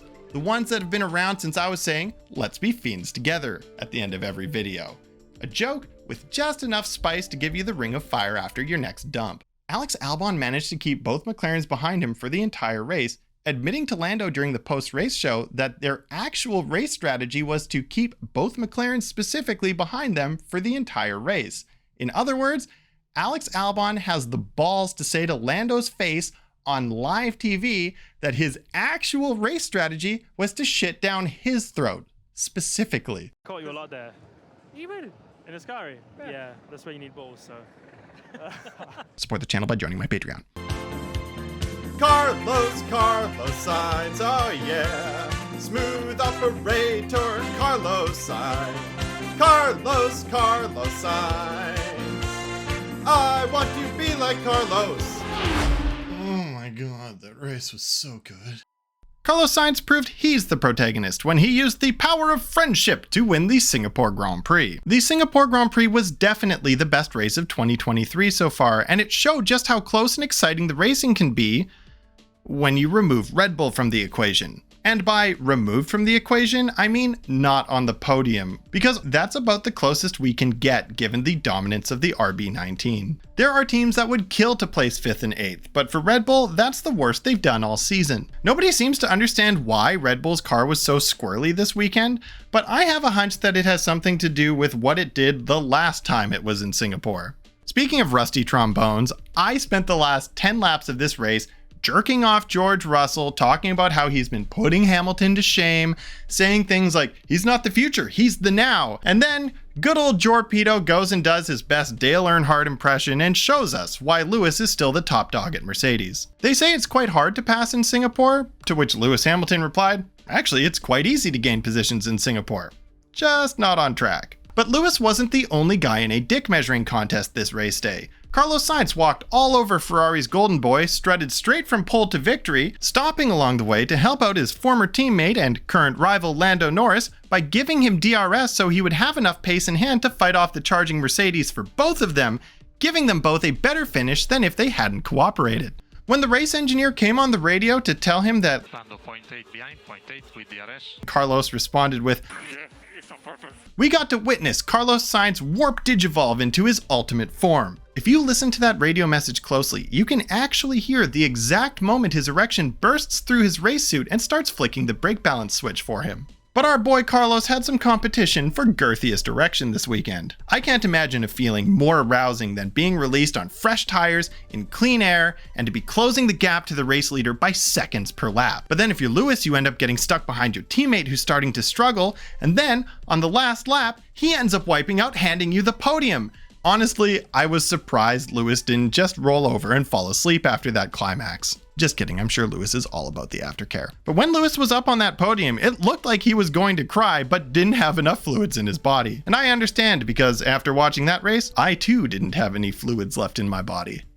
Fernando Alonso, on the other hand, had big, full balls energy for the entire race. After locking up on his way into the pits, earning himself a penalty, he then had a pit stop of over 20 seconds, and for the first time ever, we got to hear Nando get on the radio to complain that this car was undrivable. This is how we know Fernando is ready for another title fight. He's back to complaining on the radio, the way champions do. And on the other hand, the one with broken wrists, Aston Martin didn't field a second car in Singapore because the reserve driver needs to have participated in at least one other session of the race weekend prior to the race itself in order to participate in the race. The official messaging about Lance Stroll is that he's still recovering from his crash in qualifying, but I think that maybe, just maybe, Daddy Stroll has put him in timeout to think about what he's done. Nothing. He's done nothing, and that's the problem. Kinda like Daniel Ricciardo, or more like Daniel Ricciardo who? Fetus with a super license, Liam Lawson, knocked out literal god Max Verstappen in Q2 with an AlphaTauri, and then went on to score 40% of the team's total points for the season. Has Daniel Ricciardo scored any points this season? That's a Daniel Ricciardo no. But it wasn't all good news at AlphaTauri today. Yuki was knocked out at the start of the race yet again, this time with a puncture on lap 2. Helmut Marko commented on the situation after the race, saying, "It's such a shame because right now is precisely when Yuki needs to be getting results if he wants to keep his seat." And then added, "Nobody can prove that I've tampered with Yuki's car or tires. This is just bad luck," even though nobody suggested he had. The after-race show had some crazy new intro music, The perfect season is no more. which makes sense because just before the race ended, Will Buxton handed in his gun and badge. So, in 2023, Red Bull's perfect year has been stopped. This just in, there's a special ceremony happening in Canada as a result of this race. Let's check it out. Well, you've heard the British guys enough, so why don't you listen to somebody else for a change? Today, on behalf of all Canadians, we're making Logan, what the fuck is a corner sergeant, an honorary Canuck, and bestowing upon him the new title of Latifi Sergeant for his masterful summoning of a safety car to give a race an insane ending. It reminds me of the insane ending that your mom gave me for a tenner behind the 24-hour Sal's last night.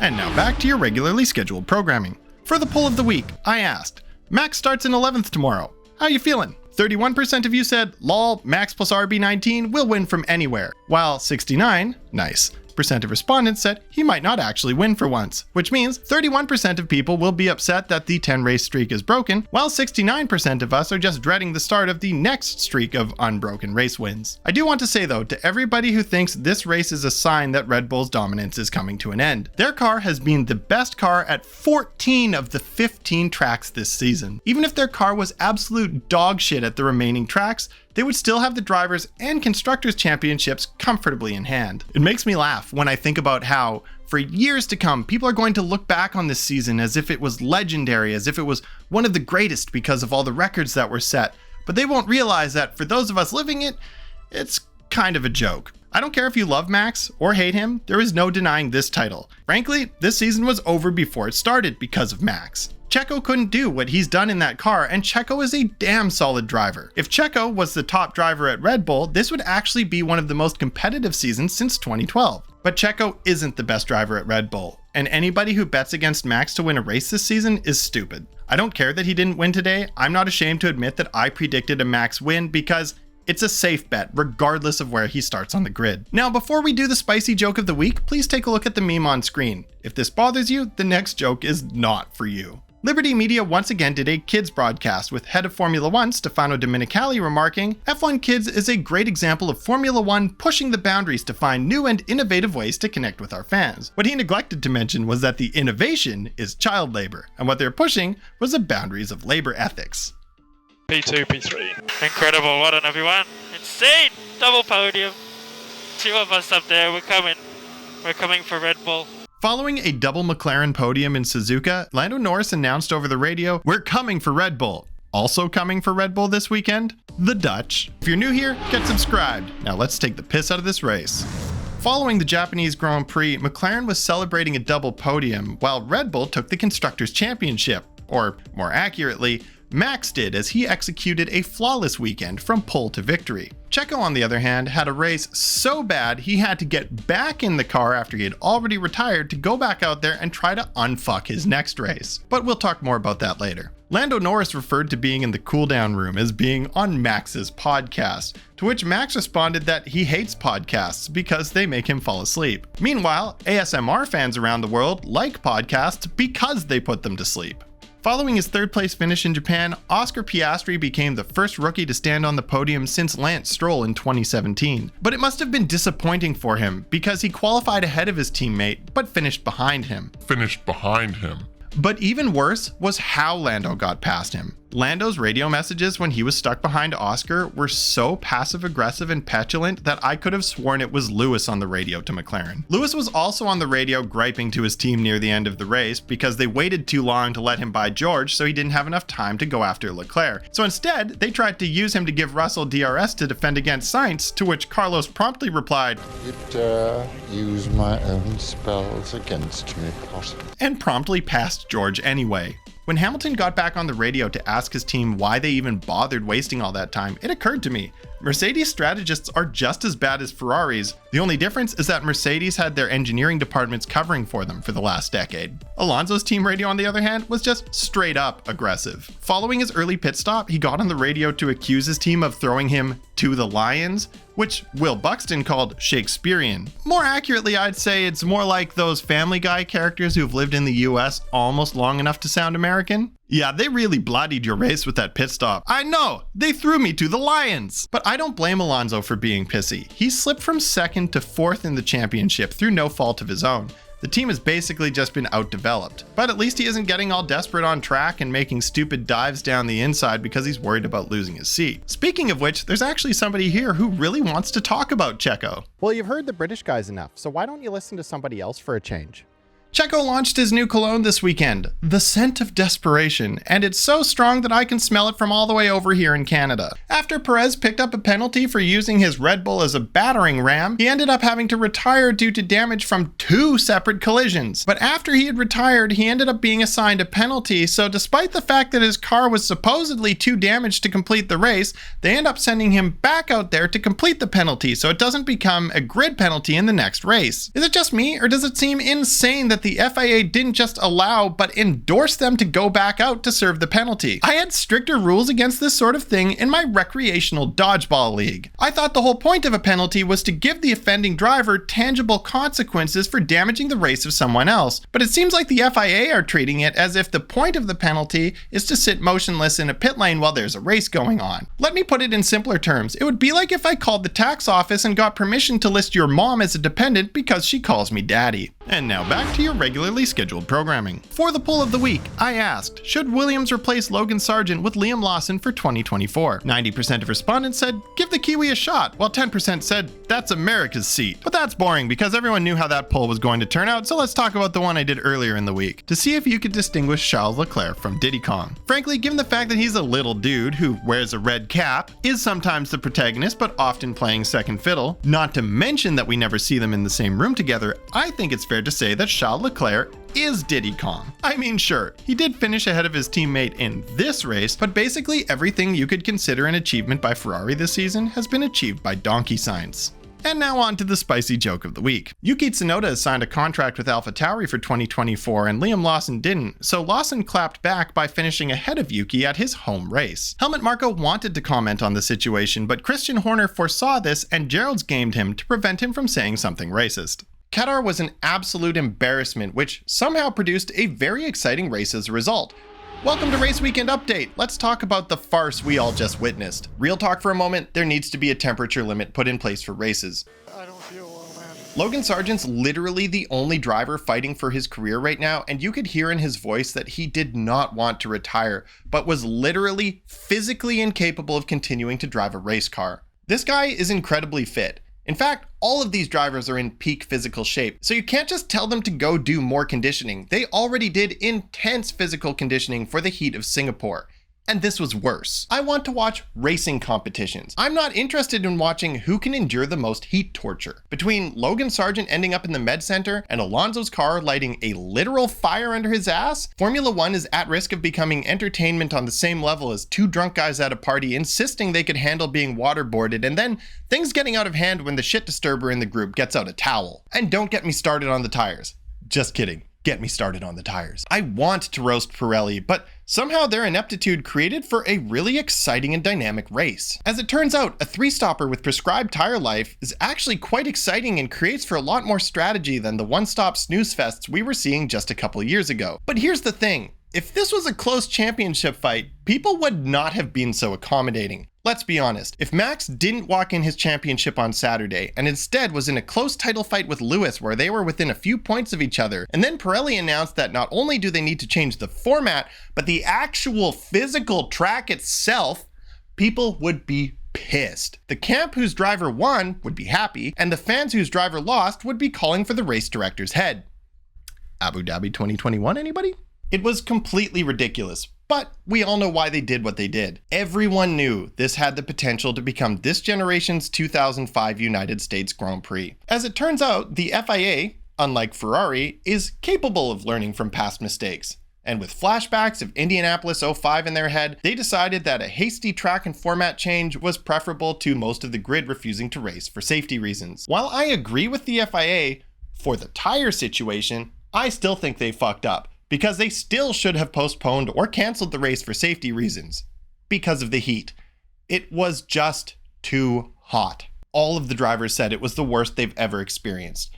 And some of those guys have been driving in Formula One longer than some of the grid has been alive. So this wasn't just some rookies being weak. I haven't even touched on the sprint yet. While I'm happy for Oscar cucking Lando, I am left wondering what the hell was the point of that sprint other than to take the wind out of the sails of yet another Max Verstappen championship. 2021 was under ridiculous and controversial circumstances, 2022 happened during an anticlimactic state of confusion, and then in 2023 it happens after an otherwise meaningless sprint. Is this man not allowed to be happy? Did he deny a gypsy a bank loan? Does Daniil Kvyat have a voodoo doll of Max that he uses to make sure that Verstappen has a terrible day every time he wins a world championship? At this point, there have to be supernatural powers involved. And man, oh man, are sprints pointless. Sprints only exist because they get better TV ratings than free practice. Sprints would be more justifiable if they were being used to gather information, experiment with format changes, and to do things that are maybe just for the spectacle, like reverse grid sprints, where they use the quali for both the sessions,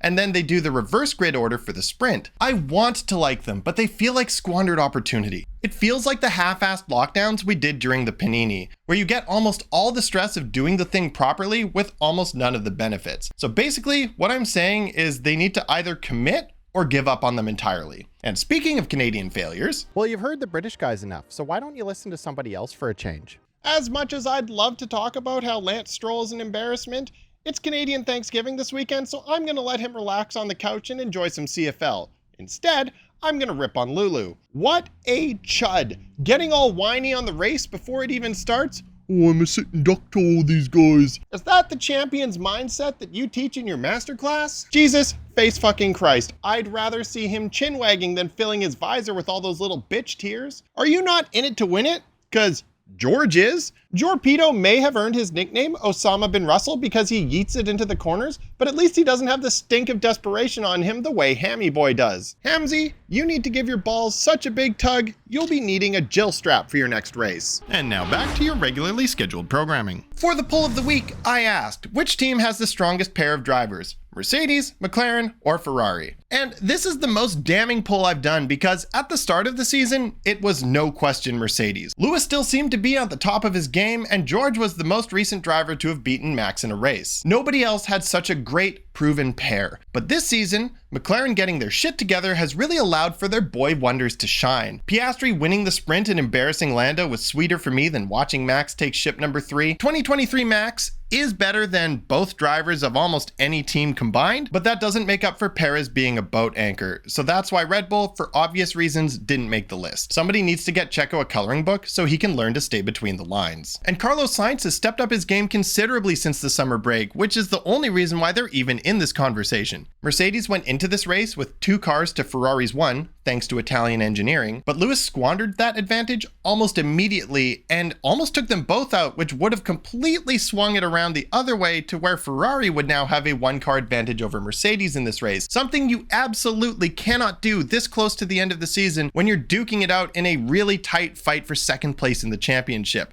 But Lewis obviously doesn't care about winning the Constructors' Championship, because then he'd have to share with George. And now for the spicy joke of the week. This one came from a friend who shared it in a group chat during the race. Lewis blaming George for the crash immediately after it happened is like a 9/11 hijacker asking, "Why would the World Trade Center do that?" Please join my Patreon. Call Lando Sega, because that was a mega drive. Danny Rick also shone in Mexico, but for Yuki and Checo, it was la dia de disappointment. Welcome to Fiends, where the F1 never ends, just like the Max Verstappen wins. Mexico City is always one of my favorite races of the year because the thin air up there shakes things up in a way that very few other racetracks can. We got to see it in the surprising pace of the AlphaTauris, with Danny Rick qualifying that shitbox into 4th place and managing to hold 4th right up until K-Mag smashed the barriers, the same way you're going to smash that subscribe button, right? Yuki Tsunoda also had an impressive drive. Almost. Starting from the pit lane because he had to take a new gearbox thanks to whacking a jack that Williams left out in the pit lane during quali, and making it all the way up to 8th place before he got into a tangle with Piastri, then threw all those points away. And unfortunately for Yuki, you don't get points for attempted greatness. Do they give a Nobel Prize for attempted chemistry, do they?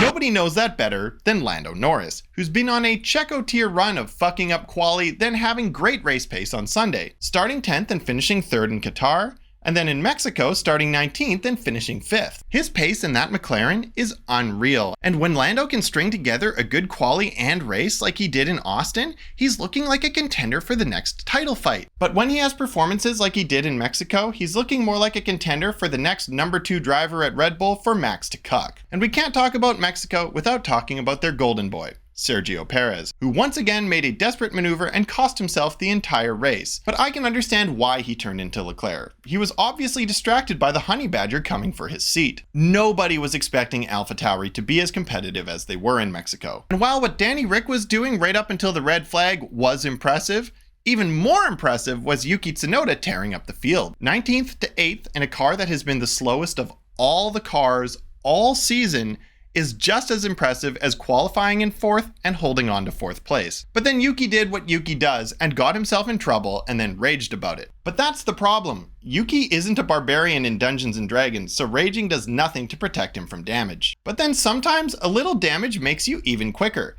We saw it in 2021 in Saudi Arabia when Lewis's front wing damage somehow made him even quicker. And then here in Mexico, Charles Leclerc, the machine that turns Ferrari poles into Max Verstappen victories, managed to finish on the podium after he broke off his front wing end plate in what remains of Checo's career. Max finished nearly 14 seconds ahead of Hamilton, who was in 2nd place, and 23 seconds ahead of Charles, who took 3rd place, comfortably demonstrating that the Red Bull was the strongest car on the grid. Yet Checo couldn't even out-qualify a washed-up has-been on the junior team. And when it comes to the race itself, if he hadn't crashed out, it's hard to say if he would have finished on the podium or if he still would have ended up behind Ricciardo. And if he had, that would have almost instantly made him dead to Helmut Marko. So what's Perez to do at this point? If he wants to keep driving, he should probably retire at the end of this season and make a comeback in 2025. Because if he doesn't and gets sacked mid-season, there's very little chance he's ever going to get another seat. I'm torn on which choice makes the most sense for him, so I put it to a poll. 39% of respondents said he should retire at the end of this year to leave the door open for 2025, while 61% said he should do his best to perform in 2024 and risk getting sacked mid-season. Frankly, I think there's value to both choices, especially since he's in the best car now and he probably will never be in the best car again. So he might as well put his head down, work on his skills, focus on performance, and see if he can level up his game so he can at least hang with Max in 2024. And if his career dies, it dies. Speaking of people who need to level up their game, the Canadian Positivity guy has some choice words to share about Lance Stroll. Well, you've heard the British guys enough, so why don't you listen to somebody else for a change? Fuck a duck, Lance Stroll is a garbage tier human being. Driver too. I spent all of Mexico's Grand Prix wishing I could trade drivers with the Mexicans. Checo may not be a generational talent like Max Verstappen, but he has an illustrious career with many achievements that he and his countrymen can be proud of. Even though he got knocked out at turn 1, At least his fans didn't have to watch the rather level-headed Zhou Guanyu losing his mind over how bad their country's driver is. The only time we got to see Lance on camera, he was, once again, embarrassing the entire nation of Canada by driving erratically and then not even finishing the race. Speaking of not finishing, Lance's recent performance has made me so upset that I haven't been able to finish all week, which is making your mom question if I still find her attractive. And now back to your regularly scheduled programming. Lewis Hamilton had another stellar performance, taking second place again despite the setback of being disqualified after Austin for plank wear. Lewis is looking ready to fight for another championship. His form is on point, his consistency is impeccable, and he spends the entire race bitching on the radio. The 3 pillars of a championship. And now for the YouTube form of the, hey, we stayed for your kids. It's the spicy joke of the week. Kevin Magnussen's rear suspension broke, causing an unavoidable crash in which he hit the wall, causing a red flag. After finding out K-Mag was okay, Gunther Steiner expressed his disappointment, saying, I was hoping for more of a Grosjean level crash, so we could put a better driver in that car next season. Always the bridesmaid, but never the bride. That's how Crofty described Lando's string of second places this weekend, but even with Lando's great pace, they still lost ground to Aston Martin. McLaren may be mighty, but Aston's blasted now that they've ditched their unimpressive upgrades. Welcome to Fiends, where the F1 never ends, just like Leclerc's bad luck. The Brazilian Grand Prix was a race of attrition, with 6 cars unable to finish the race. Most notably was Charles Leclerc's Ferrari, which gave up the ghost on the formation lap. Leclerc got on the radio immediately asking, why am I so unlucky? Why the am I so unlucky? Why the am I so unlucky? But my brother in Christ, you literally drive for Ferrari, the team that supplies engines to 4 of the 6 cars that DNF'd. McLaren also lost one of their rocket ships, with Piastri's race being heavily compromised by the rear wing damage he sustained in that Turn 1 incident. At first they thought they were going to have to retire Oscar's car, but the mechanics pulled off a heroic repair job during the red flag and managed to get him out there by the restart. And he still finished 2 laps down. And that's when they learned the same lesson that Kelsey Grammer, Tim Allen, and Michael Schumacher all learned. They should have stayed retired. Of the cars that survived the race though, the most impressive was Aston Martin, who took 3rd and 5th with a photo finish. Sure, Lando took 2nd in his McLaren, but that Aston was so good it carried a Stroll tier driver to a 5th place finish just 5 seconds behind a Red Bull. Especially since the Red Bull is as dominant as ever, whereas the Aston Martin ditched its mid-season upgrades and is essentially an old package. But clearly there's nothing wrong with old packages, as Alonso's 42-year-old package is as hard as ever, while the 33-year-old Checo is pushing rope. Red Bull might be publicly showing support for Checo, but I would be shocked if he makes it to the end of next season with his ass in a Red Bull seat. Red Bull now has 782 points, more than 2nd and 3rd place combined. But over 500 of those points were scored by Max, who also has more than 2nd and 3rd place in the Drivers' Championship combined. That means Red Bull literally doesn't need a second car at this point. That's how unimpressive Perez has been. And the fact that he couldn't stay ahead of the objectively inferior Aston Martin shows that he's an objectively inferior driver, at least when compared to Alonso. But then again, that's how Red Bull likes it. They spent years following the Sith rule of 2. The master who has the power and the apprentice who covets it. But that has never won them a championship. Red Bull's winning strategy seems to be having a young generational talent unapologetically as the lead driver, and a washed old dude playing second fiddle. That's how they won 4 championships with Vettel and Webber, and 3 with Max and Checo. They've never taken a 1-2 in the Drivers' Championship because every time they have 2 drivers who are of a similar tier of talent, like Seb and Danny or Danny and Max, they just haven't been successful. So as much as I've been hearing people calling for Alonso to get that second Red Bull seat over Ricciardo, I think Horner and Marco know better than that. They don't want someone challenging Max. They want a washed old dude who has no other option than to be a compliant cuck. Now over to the Canadian positivity guy, who has plenty of reasons to be happy this week. Well, you've heard the British guys enough, so why don't you listen to somebody else for a change? Well, you'd think I'd be happy after the man who's been single-handedly ruining Canada's reputation internationally pulled off 5th place this week, but it actually pisses me off. Lance Stroll has been a schmelt basically his whole career, and now that there are finally credible rumors going around that he might move on from F1, he goes and pulls off a decent race. A 5th place finish just behind a Red Bull and only 2 places behind his teammate is exactly the sort of result a driver who's fighting for his career needs to reignite his passion for the sport, or to silence naysayers about their performance. This is the opposite of what we Aston fans expect, and to prove my point, I'm doing the poll of the week this week. I posted this up right after quali, asking if you thought Lance would screw up starting in 3rd. And 80% of respondents expected Buddy to blow it. Arguably, starting in 3rd and finishing 5th while your teammate who started behind you finishes 3rd could be considered blowing it, but for Lance, I think this qualifies as an acceptable performance. He is obviously not capable of performing like this consistently, or he would have been doing so by now. Aston should not be 5th in the ship, and yet, here they are. In order for Lance to convince himself and his father that it's time for him to move on from F1, he needs to continue finishing outside the points, while Alonso continues to dunk in equal machinery. When Strollsy was finishing outside the points, there was hope on the horizon that we might see Aston pick up a worthy driver. Take a big enough hit of the copium and you can even convince yourself that Seb might come back to fill that seat. But the reality is, if Lance manages to score points in the remaining races, that degen's not going to dust for at least another season. Unlike your mom, who said she was tired of me making all these jokes about her on YouTube and now refuses to go to the egg fair with me unless I apologize. And now back to your regularly scheduled programming. Apparently Max Verstappen broke another record this weekend, as well as one of Ascari's records by percentage. I'd love to tell you which records they were, but at this point he's setting records so fast that I bet even the pace at which he's setting records is record setting. Now, before we go to the spicy joke of the week, I wanted to let everyone know that I've won my copyright fight, and I'm now able to monetize my Max Verstappen themed cover of Eminem's Rap God, Track God. Support the channel by giving it a watch after this video. It was no surprise there was more trouble in paradise at Mercedes this week, with Russell offering to play ball early in the race, only to get hung out to dry by Hamilton. As a result, I want to take back what I said earlier in the season when I speculated that Lewis would be all about the aftercare. It's pretty clear that Lewis is the kind of guy who believes himself to be the hero, and that heroes don't eat pussy.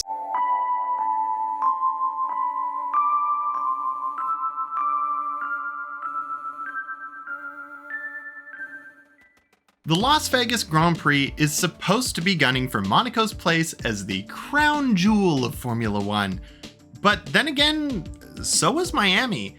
And with their fake yachts sitting in a marina full of painted blue boards, they ended up being more like the Monaco we have at home, with some going so far as to compare the $42 sandwiches being sold in Miami to the cheese sandwiches that were handed out at Fyre Festival. So with 6 months between Miami and Vegas, you'd think that they would take that time to analyze what happened in Florida and to make sure that Vegas was an end-of-season tour de force spectacular. With $500 million invested, surely they'd be planning every detail meticulously to make sure that the experience was unrivaled and, at the very least, not something people would refer to as Fyre Festival 2.0. Right?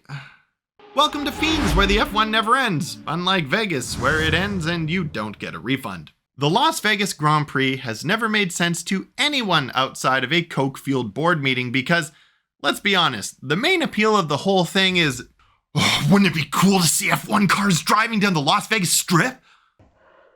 To make it make sense, you have to imagine you're a C-suite level executive, the kind whose entire life revolves around extracting wealth from the masses, completely devoid of any meaningful human connection. So you take regular trips to Las Vegas, where you can be the center of attention by placing roulette bets bigger than most people's annual salary. And that feeling of anticipation before the ball drops into the slot is the only thing that makes you feel alive. And that look of awe in people's eyes when they see how much money you just lost without even being fazed is the closest you'll ever get to being admired by other people. That's the kind of person who loves Vegas and thinks that Las Vegas makes anything better simply by being there. That's the kind of person who thinks a jug of milk costs $20 and doesn't realize that Vegas sucks if you're not rich. They don't notice that they've dropped $100 in tips today because they had to tip the cab driver and the guy who hailed the cab and the concierge at the hotel and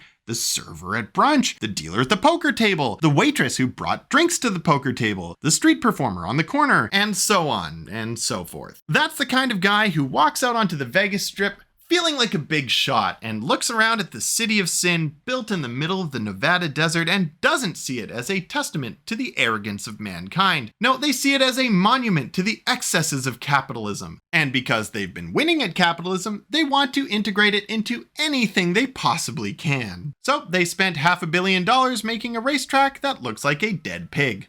Nearly half of that money went into purchasing the land for the pits and paddock, and you'd think $260 million would be more than enough to put on a great race. But I could tell they were hurting for money when, after the press conferences, Liberty Media president Greg Maffei was seen fishing down the couch for change. So what's a poor company with only $44 billion in assets supposed to do when they discover they've squandered $500 million on a coke-fueled vanity project? Well, that's quite simple. Just like Fyre Festival before them, they decided to court high rollers. But what they failed to realize was that outside of Europe, there aren't that many diehard F1 fans who are willing to spend car money on a single weekend experience. If you thought the $10,000 ticket prices in Miami were crazy, then the Las Vegas GP packages were obviously insane to anybody who grew up without a trust fund, and actually made the $800 to $8,000 Fyre Festival tickets look downright reasonable by comparison. But nothing about this race was reasonable. They didn't even bother to check what the weather in Vegas is like at night in November, because if they had, they would have seen that it's typically below 10 degrees Celsius and obviously unsuitable for Formula One cars. This is some basic event planning shit,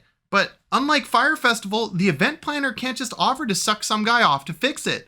As the race weekend was approaching, things were already looking bleak for the race. There were tons of tickets left, some offering full passes for under $1,000, which is much more in line with normal Formula One event prices. Temperatures were predictably near freezing at night, and efforts were made to prevent normal people from watching the race without paying tribute to our Liberty Media overlords. They had the audacity to demand that hotels on the Vegas Strip pay $1,500 per person who would have a view of the track. While this might seem insane because in Monaco, people in buildings with a view of the track aren't being told to pay just for the right to look out their own window, this does make a lot of sense for America, the land of the heated seat subscription. But the Americans weren't going to take this lying down, and the locals did us all proud when they tore down the materials being used to block their view of the track. Then FP1 rolls around, and as soon as the cars hit the track, it became abundantly clear that the organizers failed to do the part of their job known as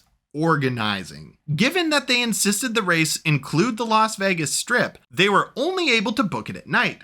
Since the time available at night was so limited, they weren't able to have any support races. And since there were no support races, it was Carlos Sainz who found out that they hadn't done basic track preparation items like securing drain covers. In other races, these are welded in place, covered, or removed entirely for the duration of the race. In Las Vegas, it flies off, causes $1.5 million in damage, and gives a 10-place grid penalty to the driver who qualified in second. As if that wasn't bad enough, it delayed the whole session, and they ended up kicking out paying spectators who only got to see 10 minutes of green flag time total. They weren't even offered a refund. People with Thursday-only tickets were offered a $200 voucher for official F1 merch, which is not even enough to buy 2 shirts, and people with full weekend passes weren't offered anything. That's the next place the organizers screwed up. They forgot they were in America, the land of fuck around and find out. And in this case, they found out they fucked up when they were slapped with a lawsuit 35,000 people strong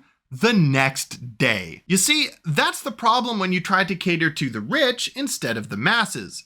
There are a lot of rich lawyers, and I'm sure every single lawyer in attendance had their pupils turn into cartoon dollar signs the moment they found out that Liberty Media had no intention of refunding them. So we have a substandard track, a ton of unsold tickets, Liberty losing their shirt monetarily, and weather that's too cold for F1 cars to get their tires into the optimal temperature window. All that's left now is the race, which will surely be somewhere between a dumpster fire and a train wreck. Right? Unlike Fyre Festival, where the lead up to the event made it seem like everything was going to be fine, and then the moment you stepped off the plane, you could see that it wasn't, the Las Vegas Grand Prix kind of went in the opposite direction. Everything leading up to the event made it seem like it was going to be Fyre Festival 2.0, but then the cars got on track for the race and it was, I hate to say it, actually really good. Given how qualifying went, it seemed like there was going to be a bunch of crashes, which would cause safety cars, which would in turn cause more crashes. But that's not how it went. The cold track temperatures meant reduced grip, and Russell described it perfectly when he said it was like racing in the wet, because that was exactly the type of race we got. Close racing with the lead changing hands multiple times throughout the race, which is what we all love about wet races. And then there was that first lap incident with Max running Charles off the road, and it felt like the penalty that he got for that just wasn't enough because he could just pull a gap and it would become meaningless. But then the subpar track surface started chewing up his tires prematurely and he didn't end up pulling a gap. So he tumbled down the grid during those 5 stationary seconds and only barely caught back up to the leaders by the end of the race, which made the length of the penalty actually feel appropriate. Somehow, every bad thing about this event came together to make for an interesting and exciting race, and I think that's going to be the biggest problem. The organizers are going to take the wrong lessons away from all of this. They're going to point to how great the racing was and claim the whole thing was a success, and try to put on a similar spectacle next year, but then they've completely missed the point. They got lucky that the drivers are professionals who managed to put on a great race in spite of all the compromises that were made in the name of the spectacle. Now that I think about it, this entire weekend has taken basically the same trajectory as Lance Stroll's career. It started off hopeful, then consistently failed to meet expectations, and now near the end gets a couple of good results, so it'll continue into next year, even though it probably shouldn't. And that's something else we need to talk about, the 10-year commitment Liberty Media supposedly has to this race. According to people in Las Vegas, everything was shut down this weekend. Restaurants were empty, shows were dark, and people were being told to just stay away this weekend unless they were attending the race. The businesses on the Las Vegas Strip are 24/7, 365 money-making machines, and they're going to be lobbying their government hard to stop this race from happening again. And if there's one thing I know about America, it's that lobbying is very effective. Most of the casinos on the Vegas Strip are owned by 2 companies, MGM Resorts and Caesars Entertainment. The CEOs at these 2 companies are going to look at their charts next year, look at this weekend, and then proceed to lose their shit over how much money they lost. Then, the very next thing they're going to do is whip up political will to cancel the race going forward. I'm going to put on my tinfoil hat here and predict that a bunch of grassroots organizations with mysterious funding will pop up very shortly to advocate against the Las Vegas Grand Prix. And even if they are just astroturfing, I'm not sure I blame them. There is no reason why they couldn't just build a proper track outside the city. There is no reason why the cars had to go down the Las Vegas Strip. There is no reason why it had to be during a cold night in November. This was clearly dreamed up by a bunch of lizards who have never felt proper human emotions in real life scenarios and think that the way they feel when they're watching a movie is the way they'll feel in real life. So they're trying to imagine picturesque scenes that will evoke strong emotions, like F1 cars racing down the Las Vegas Strip. They don't realize that in real life, you don't have background music to tell you how to feel. And the closest they're ever going to get to feeling like they're in Hollywood is when they do coke in a boardroom and pitch stupid ideas that they think will make $1 billion. And now, here to give you that special little treat at the end of the video, it's the Canadian positivity guy with the spicy joke of the week. Well, you've heard the British guys enough, so why don't you listen to somebody else for a change? Lance Stroll pulled off P5 in Las Vegas, but what he couldn't pull off is his new facial hair. That goatee makes him look so skeezy. Like the kind of guy who doesn't wash his face after he goes down because he likes it when his mustache smells like puss. Yas Marina is a great track, one that I look forward to every year, and this year was no different. After the updates they made to the track in 2021 to improve overtaking and reduce the stress on the tires, every time I hear the Abu Dhabi Grand Prix is coming up, I say, Yas Marina! So why do I keep hearing that this year's race was boring? Welcome to Fiends, where the F1 never ends. And after 24 races, it really does feel like F1 never ends. There was a lot to be excited about in the Abu Dhabi Grand Prix. Unless you're the type of person who can only be excited about first place, which is a totally valid perspective. If anything, it seems almost natural to care most about who gets the victory and to not really care all that much about everything else, but in 2023, you get what you get and you don't get upset. And Abu Dhabi was no different. The narrative for this race mirrored the season itself, making it the perfect capper for the most dominant Formula 1 season of all time. Max Verstappen went basically unchallenged for the victory, while everyone else behind him was fighting it out in a close and exciting race. And what a fight it was. Leclerc was making 700 IQ pro gamer moves, like letting Checo ahead of him and trying to slow down Russell so that Ferrari could finish ahead of Mercedes in the constructors. Tell me the gap between Checo and Russell. If there's less than 5 seconds, I'll give him the slipstream. Then I'll let him pass. And earlier in the race, he was talking about doing something similar, slowing down to make the guys behind him fight it out a bit. While this might seem brilliant, because it is, it's actually kind of damning for Ferrari. Why? Two reasons. One, with Charles in second place, the only reason he would be messing around with the cars behind him is because he knows he doesn't have the pace to challenge for the lead, so he has to focus his attention elsewhere. And two, Ferrari should have been capable of getting at least 3 points out of their second driver, given the pace of their car on this track. I'd love to lay some of this blame at Sainz's feet, but Ferrari's strategic prowess was on full display right from the start of qualifying when he was expressing concerns about how much traffic they released him into. Then in the race, they started him on hards, put on more hards at the second stop, and then prayed for a safety car that never came. It seems kind of crazy to me that they didn't have a contingency in place to pit him with 10 laps to go or something, so he could at least have a fighting chance. But instead they waited until the last possible second and he ended up in P18. I've seen better strategy from a cat trying to get food after she's already been fed. Amusingly, Sergio Perez also had a race that mirrored his season. He had a car that was comfortably the fastest on the grid and wasn't even able to make it onto the podium. Whether he deserved a penalty for that tussle with Norris is debatable, but he shouldn't have been tussling with anyone at that point. Given how fast Max was in the same machinery, it really should have been the two of them cruising away 15 seconds ahead of the pack while everyone else fought for scraps. Max may have finished 18 seconds ahead of the pack, but let's be real. He had so much pace in hand that it's actually surprising he was able to grip the steering wheel. Having all of that extra pace in hand meant that Max wasn't really pushing, and that's probably why he was able to do something that I would have thought impossible. He was able to complete every single lap of this season. In my opinion, that's more impressive than the fact that he led over 1,000 laps in 2023. The reliability of the RB19 was absolutely unbelievable. Normally a driver will have a crash or something out of their control like an engine failure, but nothing went wrong for Max's car this season, and that's why I genuinely believe that Red Bull was sandbagging. At least with Max's car. When Mercedes was dominating, they talked about how they would manage the gap to the rest of the pack to make sure that there wasn't too much pressure for regulation changes. And one of the ways to make your cars more reliable is to not run your engines quite so close to their limit. When you're already winning by 30 plus seconds, you don't need more pace. What you need is to make sure that you make it to the end. And that's what Max did. Every single time. The fact that anybody outside of Red Bull even managed to win a race this season is wild. Normally, there would be a situation where they have a failure in one or both of their cars, kind of like they had at the start of 2022, and that creates an opening for other people to win the race, but that never happened this season.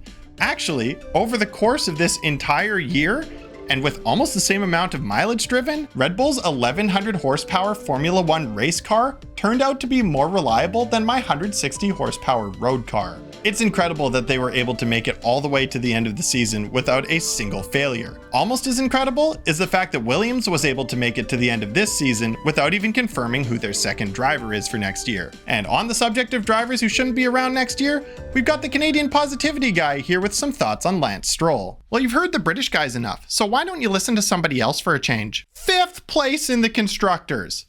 5th!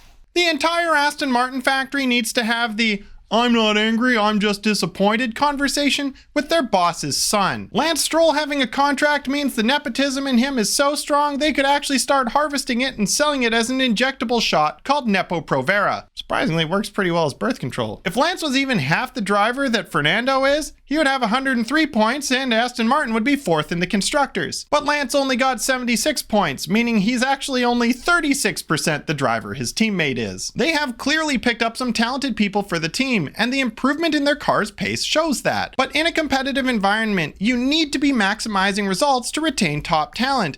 And I have no idea how you retain talent in a team where it's obvious they will never perform as well as possible because half of the driver lineup came from the owner's balls.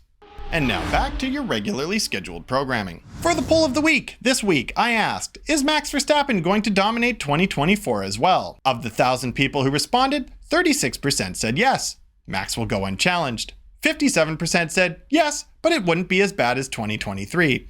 And only 7% said no, the other teams will be able to challenge him next year. That's right, 93% of you believe that Max's dominance will continue into 2024, which means that I get to look forward to using this picture a lot more next year. And now for the spicy joke of the season. That's right, we're at the end of the final race weekend update of the 2024 season, and we're gonna go out with a bang. Ferrari missed out on 2nd place in the Constructors' Championship by just 3 points as a result of that unfair penalty Carlos Sainz had to take because his car got damaged in Las Vegas.